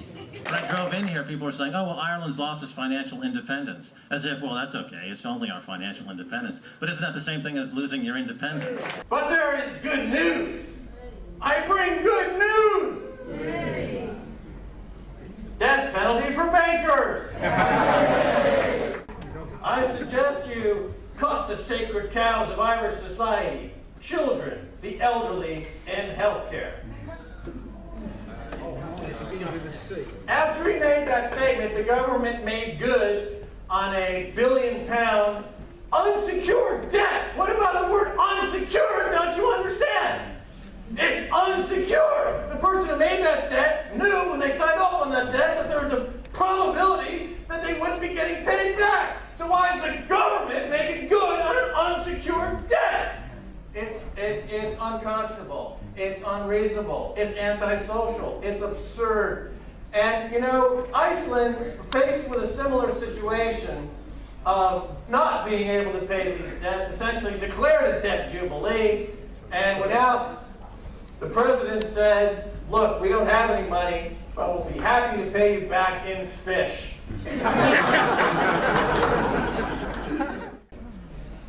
That's private equity. That's Wall Street. That's the financial holocaust. These people are no better than the people of the last holocaust. Yes. The fact that they're not being brought up in front of a financial war tribunal for financial holocaust crimes against humanity is a shame. It is outrageous. I thank you, Mr. Speaker. I ask unanimous consent to revise and extend my remarks. Without objection, so ordered. Mr. Speaker, this may be the last time I speak on the House floor. At the end of the year, I'll leave Congress after 23 years in office over a 36-year period. My goals in 1976 were the same as they are today: promote peace and prosperity by a strict adherence to the principles of individual liberty. It was my opinion that the course of the U.S. embarked on in the latter part of the 20th century would bring us a major financial crisis and engulf us in a foreign policy that would overextend us and undermine our national security. To achieve these goals, I thought the government would have had to shrink in size and scope, reduce spending, change the monetary system, and reject the unsustainable costs of policing the world and expanding the American empire. The problems seem to be overwhelming and impossible to solve, yet from my viewpoint, just following the constraints placed on the federal government by the Constitution would have been a good place to start. Freedom, private property, and enforceable voluntary contracts generate wealth. In our early history, we were very much aware of this. But in the early part of the 20th century, our politicians promoted the notion that the tax and monetary system had to change. If we were to involve ourselves in excessive domestic and military spending, that is why Congress gave us the Federal Reserve and the income tax. The crisis arrived because the illusion that wealth and prosperity would last forever has ended. Since it was based on debt and a pretense that debt can be papered over by an out-of-control fiat monetary system, it was doomed to fail.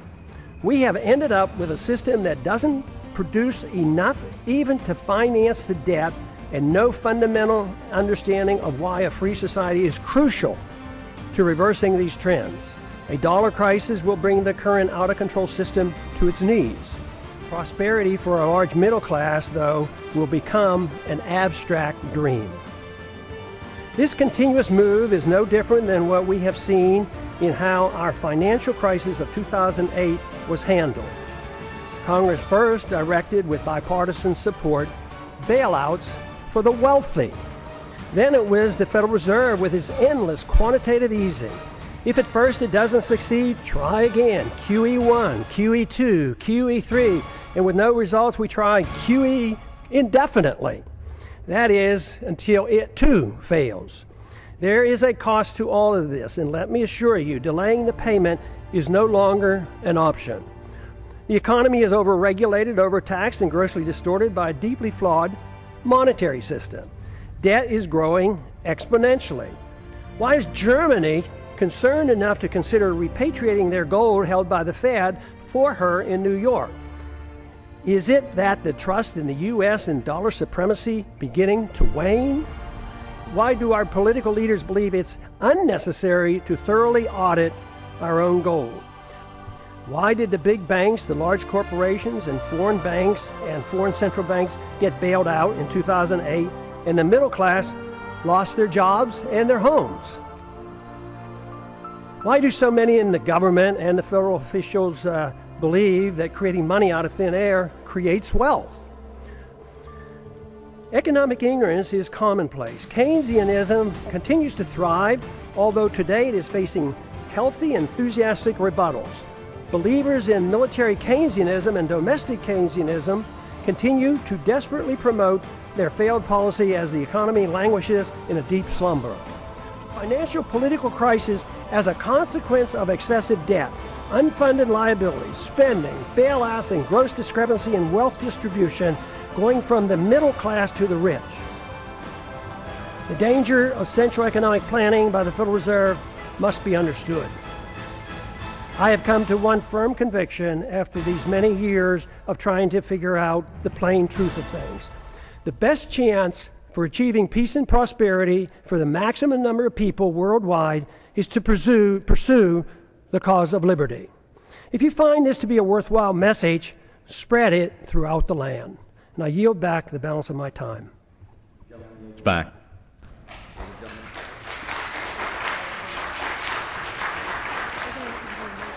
You are a programmable guy that goes and watches Olympus Is Falling and believes all this and really thinks you're a hero. G.I. Joe, great American hero. Yo, Joe.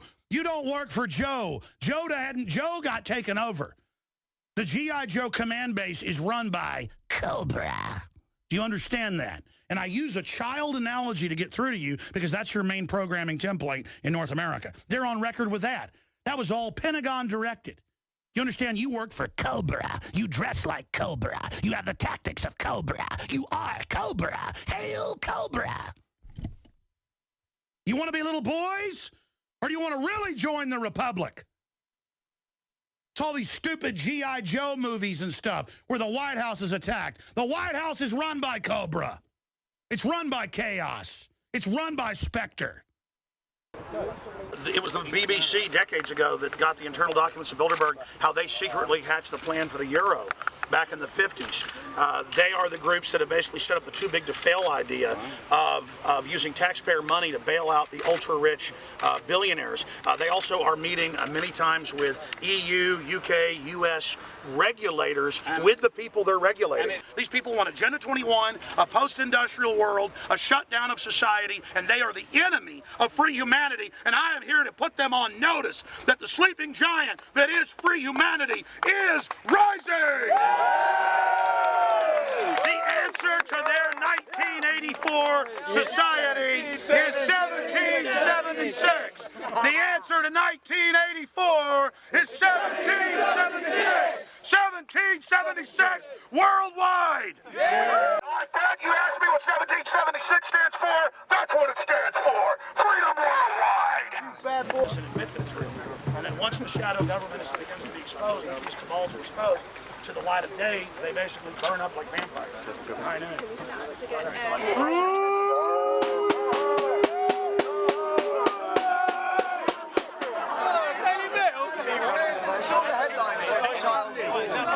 I don't like to work. I am French. What can I say? We'll do the revolution after. We like to revolt. And this foie needs to be redone. Et ces cuisses, petits cuisses de canard, c'est pas bon. Mais une révolution, oui. Okay. Merci, Max. Okay. Au revoir.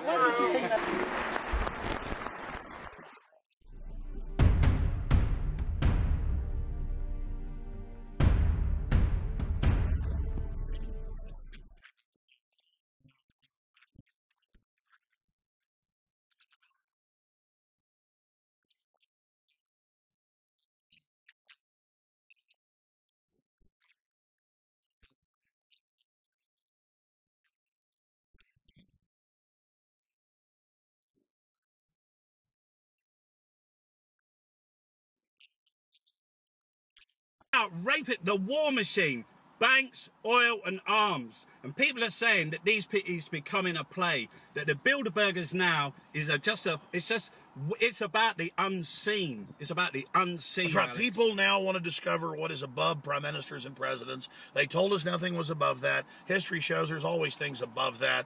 And now we're kind of like waking up from being children. It's like the end of childhood and realizing that indeed these mafia crooks are meeting. You know, Why do they want everything? The Bilderbergers meet in the dark because they're vampires. They're vampires. They meet in the dark. If they see the light of day, they crumple and foil. They're out in the night, creatures looking for blood to suck. Here's the reason they want to destroy everything. They don't just steal your money so they're rich. They steal your money so you're poor and under their control. That makes their money even more valuable. They want the austerity. Austerity for us, not for them. And again, it's not even real privatization. They come in and get a government guarantee and increase the prices. And so they make the profits private, but the losses public. Exactly. That's what we got at the moment with the RBS. Its position in this matrix is that it's a small economy that you could easily disrupt and do a leveraged buyout. All the assets of Greece are being taken over by outsiders, and these are good income-producing assets: shipping, tourism, lottery business. Gold mine was privatized and sold off. Yeah, their gold holdings, 111 tons of gold. So these things are all been pledged to the Troika through the memorandum. They're good income-producing assets, but they're going to be owned by foreigners. So, and they can do this because it's a relatively small country.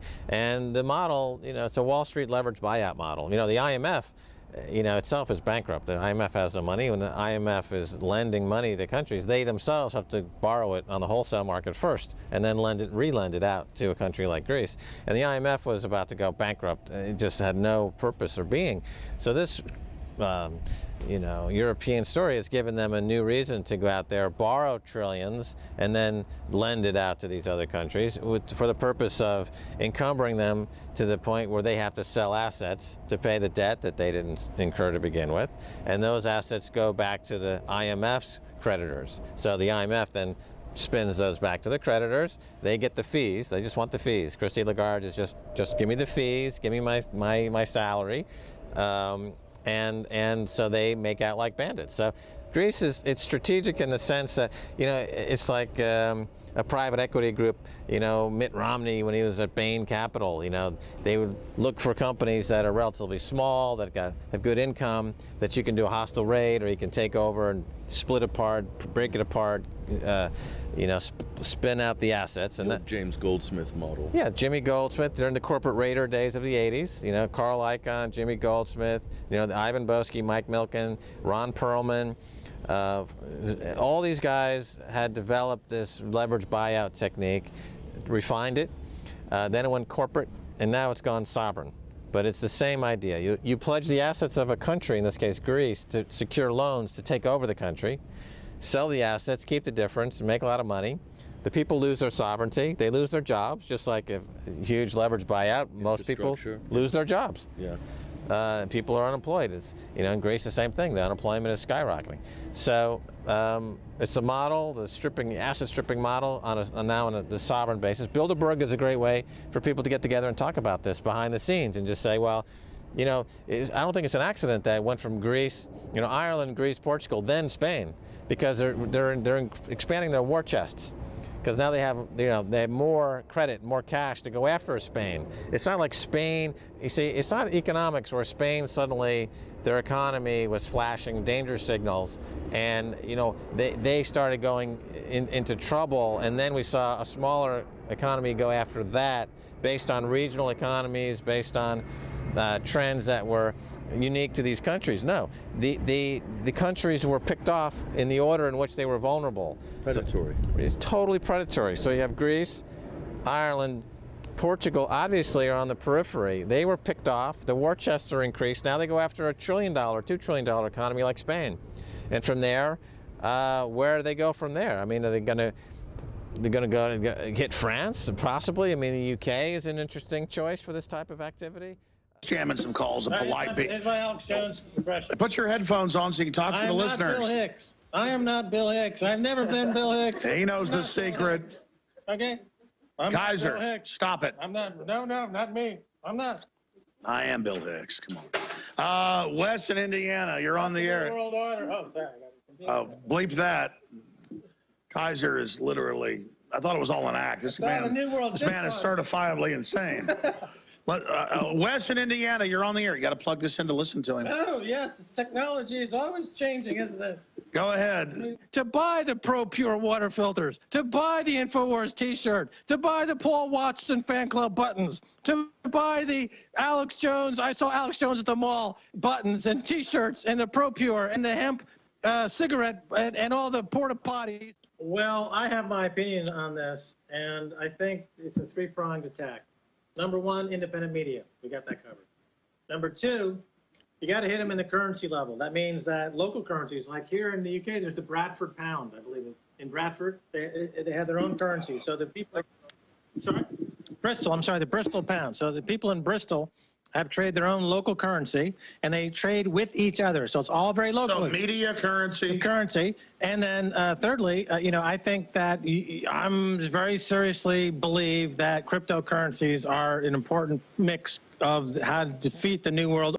Mr. Rothschild, how you doing, sir? Can you tell us what went on at the Bilderberg meeting this year? Sorry? Could you tell us what went on at the Bilderberg meeting this year? I didn't get that, actually, no. The Bilderberg? You weren't there? No. Not this year. What went on last year? No, I wasn't there last year. I think that was my cousin. The cousin was there? Yeah, I think so. Okay. Good night. Do you have a couple minutes for us, Mr. Rothschild? We have a few additional questions. I was asking a question inside of, because I was saying that the Federal Reserve was one of these organizations. I know, it's one of these organizations that a lot of people say is the source of inhumane projects all across the world because it's a private bank. That was started by your family. No, it's completely untrue. I was asked that earlier. It really isn't true. Jekyll Island? Jekyll Island, 1913, sir? I mean, but sir, just one thing, we could go on about how your family committed all these acts against society, but we just want to let you know the New World Order has no legitimacy. And that we as a people are not afraid, and we are waking up to the robber barons and the big banksters who are looting this economy with the Federal Reserve. Well, traffic warden hanging about. So I'm with Max Kaiser. the Lone Ranger, the only man on TV that will give you the truth about the finance and the bankrupt fucking bankers that are sitting down in the city of corruption. Right, this is part 2. He who controls the money controls the world. So true. It's so true. One of the famous quotes from a variation on that from one of the Rothschilds. You know, don't tell me who makes the laws. Tell me who prints the money, who controls the money, and I'll tell you who runs the show. Forcing quantitative easing. You cannot control the 10-year bond rate. In my view, that 10-year note, the 10-year bond rate, has gone from a 30-year bull market where rates have gone down for 30 years. Yeah. We're now entering into a secular bear market in bonds, which means that interest rates are going to go up now for 5, 10, 15 years, regardless of what any policy anyone introduces. It's just that interest rates in the bond market has long-term secular trends that are completely out of the scope of any policymakers to control.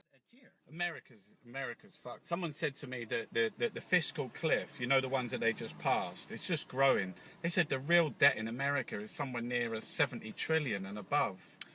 Yeah, the debt of the government is in the 16 trillion, but then you have to add on the unfunded liabilities of Social Security and Medicaid and Medicare, which would add another 50 trillion. So you're talking 67, 70 trillion right there.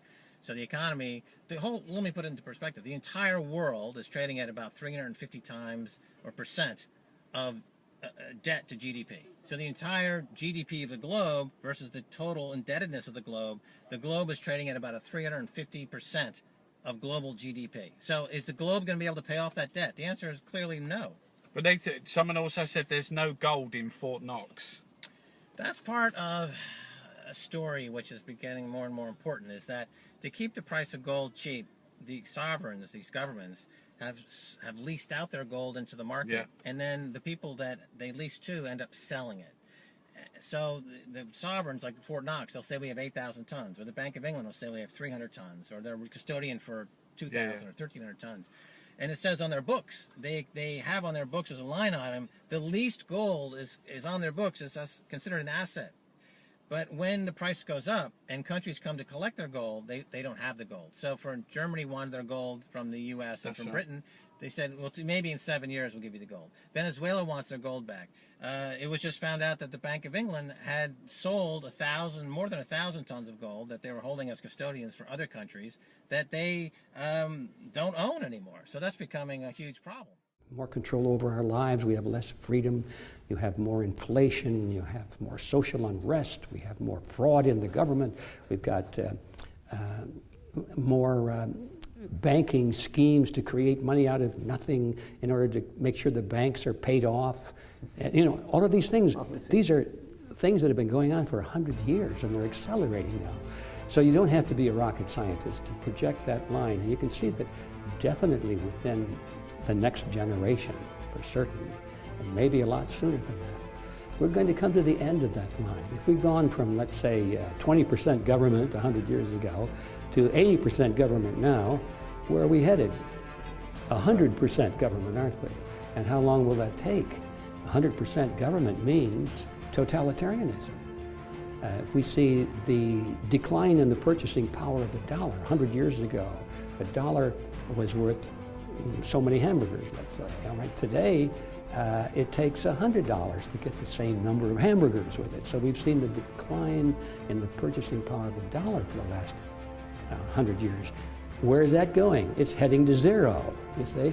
So that was my job, is to bring the bad news to the front and ask people to stop being in denial, to stop thinking that, well, everything's going to turn out okay if we just leave it alone. We have to make some very important changes. In my case, the epicenter was the realization that the Federal Reserve System is a cartel and not an agency of the federal government. That single fact alone is, when you think about it, is so shocking to most people, or it should be. Because we've been raised to think that it's the government and that they're looking after us, and to think that it's no different than an oil cartel or a banana cartel that simply happens to be a banking cartel, and that we've given them the monopoly to create the money of the United States, and that they can create it out of nothing and charge interest on nothing. And all of these pieces start falling into place when you realize that this is not in the best interest of the American people, was never designed to be from the get-go, and it's been a means of legalized plunder of the American people. That fact all stems from the realization that the Federal Reserve is a cartel and not a government agency. The politicians raise their hand, they vote for the money, they don't have the money, but they vote for the money because we're going to do jobs for people. And so they get elected, they're big heroes, right? But they don't realize that then the Federal Reserve says, okay, Congress has just demanded another $1 trillion, it doesn't have it, so we will create this $1 trillion because that's our part of the partnership. And we will give it to the government to spend on jobs. And where does the money come from? Oh, that's a big mystery, isn't it? It comes out of thin air, which means it floods into the economy and it pushes down the purchasing power of all the other dollars that are already out there, which means inflation. That's where it comes from. So all of the people who are supposedly being benefited by jobs or whatever it is are paying for this thing out of one pocket. They put $10 out of this pocket and they get $1.50 back here, and they think, oh, we've been saved by our great politicians and our bankers. They are clearing everybody out, Max. Everyone's being cleared out. Yeah, and the banks are just, what a very interesting thing I heard you say. They took £100 off every single person's mortgage and put £300 on the food. Yeah, exactly right. People say, oh, quantitative easing has lowered the interest rates. I'm saving £100 on my mortgage. Yeah, but you're paying £300 more on energy, food, and all the other costs because they're debasing the currency. They're debasing the British pound with all this quantitative easing, and you're getting nailed on the tail end of that. You have to look comprehensively at the entire economy. But all they want is the public money. It's a gold mine. It's an absolute gold mine. It's always been that way. The government, they think that's their pot.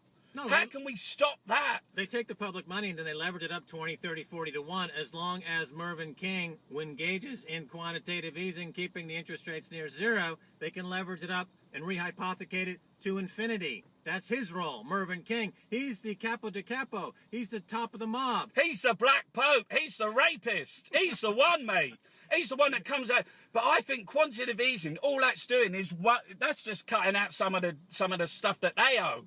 Into that vacuum, and Satoshi, the mythical figure behind Bitcoin, he says, he did make some comments before he disappeared that he had huge objections to the banking system, the way it was constructed, the way it worked, and this was his answer to try to take it to another level. So the central banks and these corrupt bankers, lawyers, and accountants created the vacuum, and into that vacuum have come these different expressions, either a social protest or a campaign like mine, which tries to mix, activism and capitalism, and then this new currency, this new virtual currency, which I think from the reaction we've seen now from the establishment, they understand that there is something that is threatening to them. Bart Chilton at the CFTC, who for some reason, he was presented with bold-faced facts about manipulation of the silver market. He's given the smoking gun, the proof. This Bart Chilton is this regulator at the CFTC. He's this big blonde bouffon, and he comes out there and he tries to jiggle his. He has little pasties on, and he'd rather be a stripper. This guy, but for some reason he's a regulator. Okay. But we gave him a smoking gun evidence on silver futures. But he said, "Oh, I don't know. I'm not sure. I don't see anything. I'm blind. I can't see anything." Box office futures contracts, which is based on my technology, the virtual specialist technology. At the last minute, the MPAA lobbied him and said, put into law for Graham Dodd not to outlaw box office futures contracts. The Hollywood industry is the only industry in America that's protected by law where you can't have futures contracts. Every other industry gets fucked up the ass from protecting futures contracts. The food industry, the finance industry, the housing industry. Everyone's dealing with Wall Street, the derivatives, the speculation, they're fucking up the ass. But Hollywood, no, it's against the law because Bart Chilton is a corrupt motherfucking asshole. And if I see him on the street, I'm gonna rip his fucking head off. Okay, that's Bart Chilton. And Bitcoin will save all this. So with Bitcoin, he suddenly comes along and he's like, oh, it's a problem, it's a problem, it's a problem. Well, when did he grow brains suddenly? Jamie Dimon needs to take his hand out of Bart Chilton's asshole. This is the president of JP Morgan. Yeah, and let Bart speak for himself. So they're all colluding. You suck, Bart.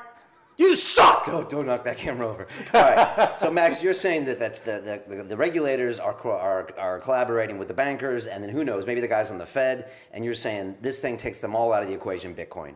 Well, Bitcoin into the vacuum comes. Is that why they're Bitcoin. scared of it too? Well, they're scared of it because they can't manipulate it the way they manipulate everything else. They can't regulate it the way they're not regulating everything else. It is a true supply and demand currency in a lot of ways, which they don't want supply and demand.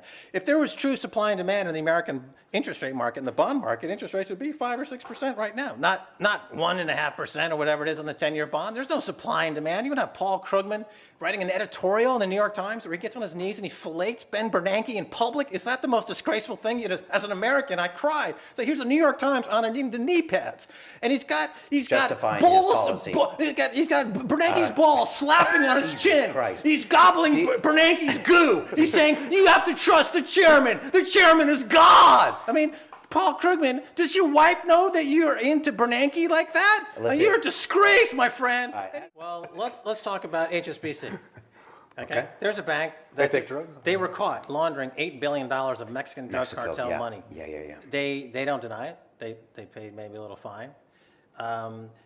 60,000 dead Mexicans, war on drugs because of money laundering, thanks to HSBC. The Mexicans with their heads cut off rolling down the street because of HSBC, one of the biggest money laundering outfits and drug and the drug demand supporters in the world. Okay, so are they the biggest? No, there's one even bigger. It's called Wachovia Bank.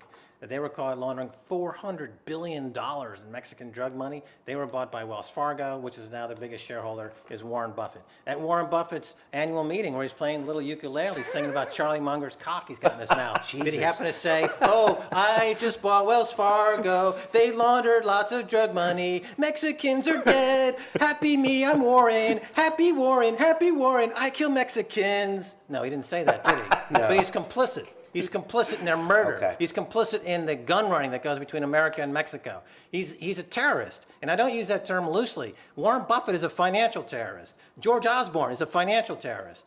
The heads of Bank of America, HSBC, Barclays, Lloyds, Royal Bank of Scotland, they are financial terrorists. The fact that George Osborne allows terrorism right here in London, unchecked, just running amok in the city, is unconscionable. It's tyranny. The people in this country should be outraged, and they should do what they have to do to restore justice in whatever means necessary. Which is what? I leave it up to their imagination. Okay. So your point is the Silk Road is a tiny little speck of the It's drug fly trade. shit in the pepper. Okay. It's meaningless. And besides, every technology is supported by drugs and sex. Even the Bible starts out with a pornographic story about Adam and Eve. Every single technology, the VCR, the videotape, the DVD, the CD, it all starts with sex, porno, and drugs. Rock and roll is all about sex and drugs. This is the beginning of everything. It's always about a man and a woman getting together and rocking and rolling. It's the genesis of us all. It's what hell happens. And this Bitcoin is the same. And Satoshi is cyber Christ. He's the virgin currency. He's come from planet parallel universe to save us. And Ben Bernanke's gonna get fucked. He's gonna get fucked. He's gonna get fucked. Then banks got into it. Yeah, the banks got into it. They kind of got controlled. It became very corporate, and Wall Street changed a lot. So it got a little bit too corporate. So I went to Paris, just got on a plane and just went to Paris and said, I'm just going to go to Paris and see what happens. And I ended up there for about 5 years. And I wrote a treatment for a screenplay that I showed my friend Alec Baldwin, who I knew from NYU, and he showed it to Harvey Weinstein. He bought it for a pretty nice sum of cash. Then I flew to Los Angeles. What was that screenplay? It was about these two psychic brothers during the post-World War I, where they're pursued by cops. Alec Baldwin, the actor? Alec Baldwin and his brother Billy were going to be in the film. Right. And then Harvey Weinstein bought this idea. Then I went to Los Angeles to make this idea, so I left Paris. Then they put it into Turnaround, which is Wall Street, Hollywood talk for, we're going to put it in the freezer. If anyone wants to do it, pay us the money we put into it, which I think they put in a couple $100,000 at that point. Is this Miramax times? Or yeah, they were Miramax, yeah. Right. So then I had nothing to do, essentially. So I looked up the only person I knew in Los Angeles, so I knew from Wall Street, and we started this thing. I said, I'm so bored in this in Hollywood. This is the boringest town I've ever been in. First of all, there's nothing to trade here. I said, we need a Hollywood Stock Exchange. And he's like, that's a great idea. So we launched that, and then that was a big story there. Wow. You look at the corruption in the media space, the banking space, the brokering space, the accountants, they're really dirty, like KPMG and the rest. They're the dirtiest of the lot. This all is backed up by the world reserve currency, the US dollar. And if you talk to people like Paul Craig Roberts, who was in the Reagan administration, or Catherine Austin Fitts, who worked in government as well with Reagan, they always say, well, what backs the dollar? What backs the dollar is the Pentagon. What backs the Pentagon is the media. That's why I'm in London, to cover the collapse of the UK economy. Because I'm a war reporter, I got to be on the front line. This is the new Iceland. This is the new Greece. Right here in London. This is the new war zone. When's it happening? It's happening now. Look, the country is in dire straits. This buy to fund scheme for real estate, another huge Ponzi scheme from the crackerhead mind of George Osborne, that's destined to fail. Looks horrible. Okay. The people are restless. Do you have any money in pounds? No. No. Okay. I have a few pounds in my pocket. And Bitcoins everywhere else. Max, thank you so much for coming. I really appreciate it. I don't think my microphones have ever had that volume. And I think they seem to work. Yeah, I think they're going to be all right. People to get in touch with you on Twitter, you're at Max Keiser. You're on television at RT. You just put up a Max signal in the sky. And you'll be there. It's kind of like Batman. Like a bat. I just show up. I beam in.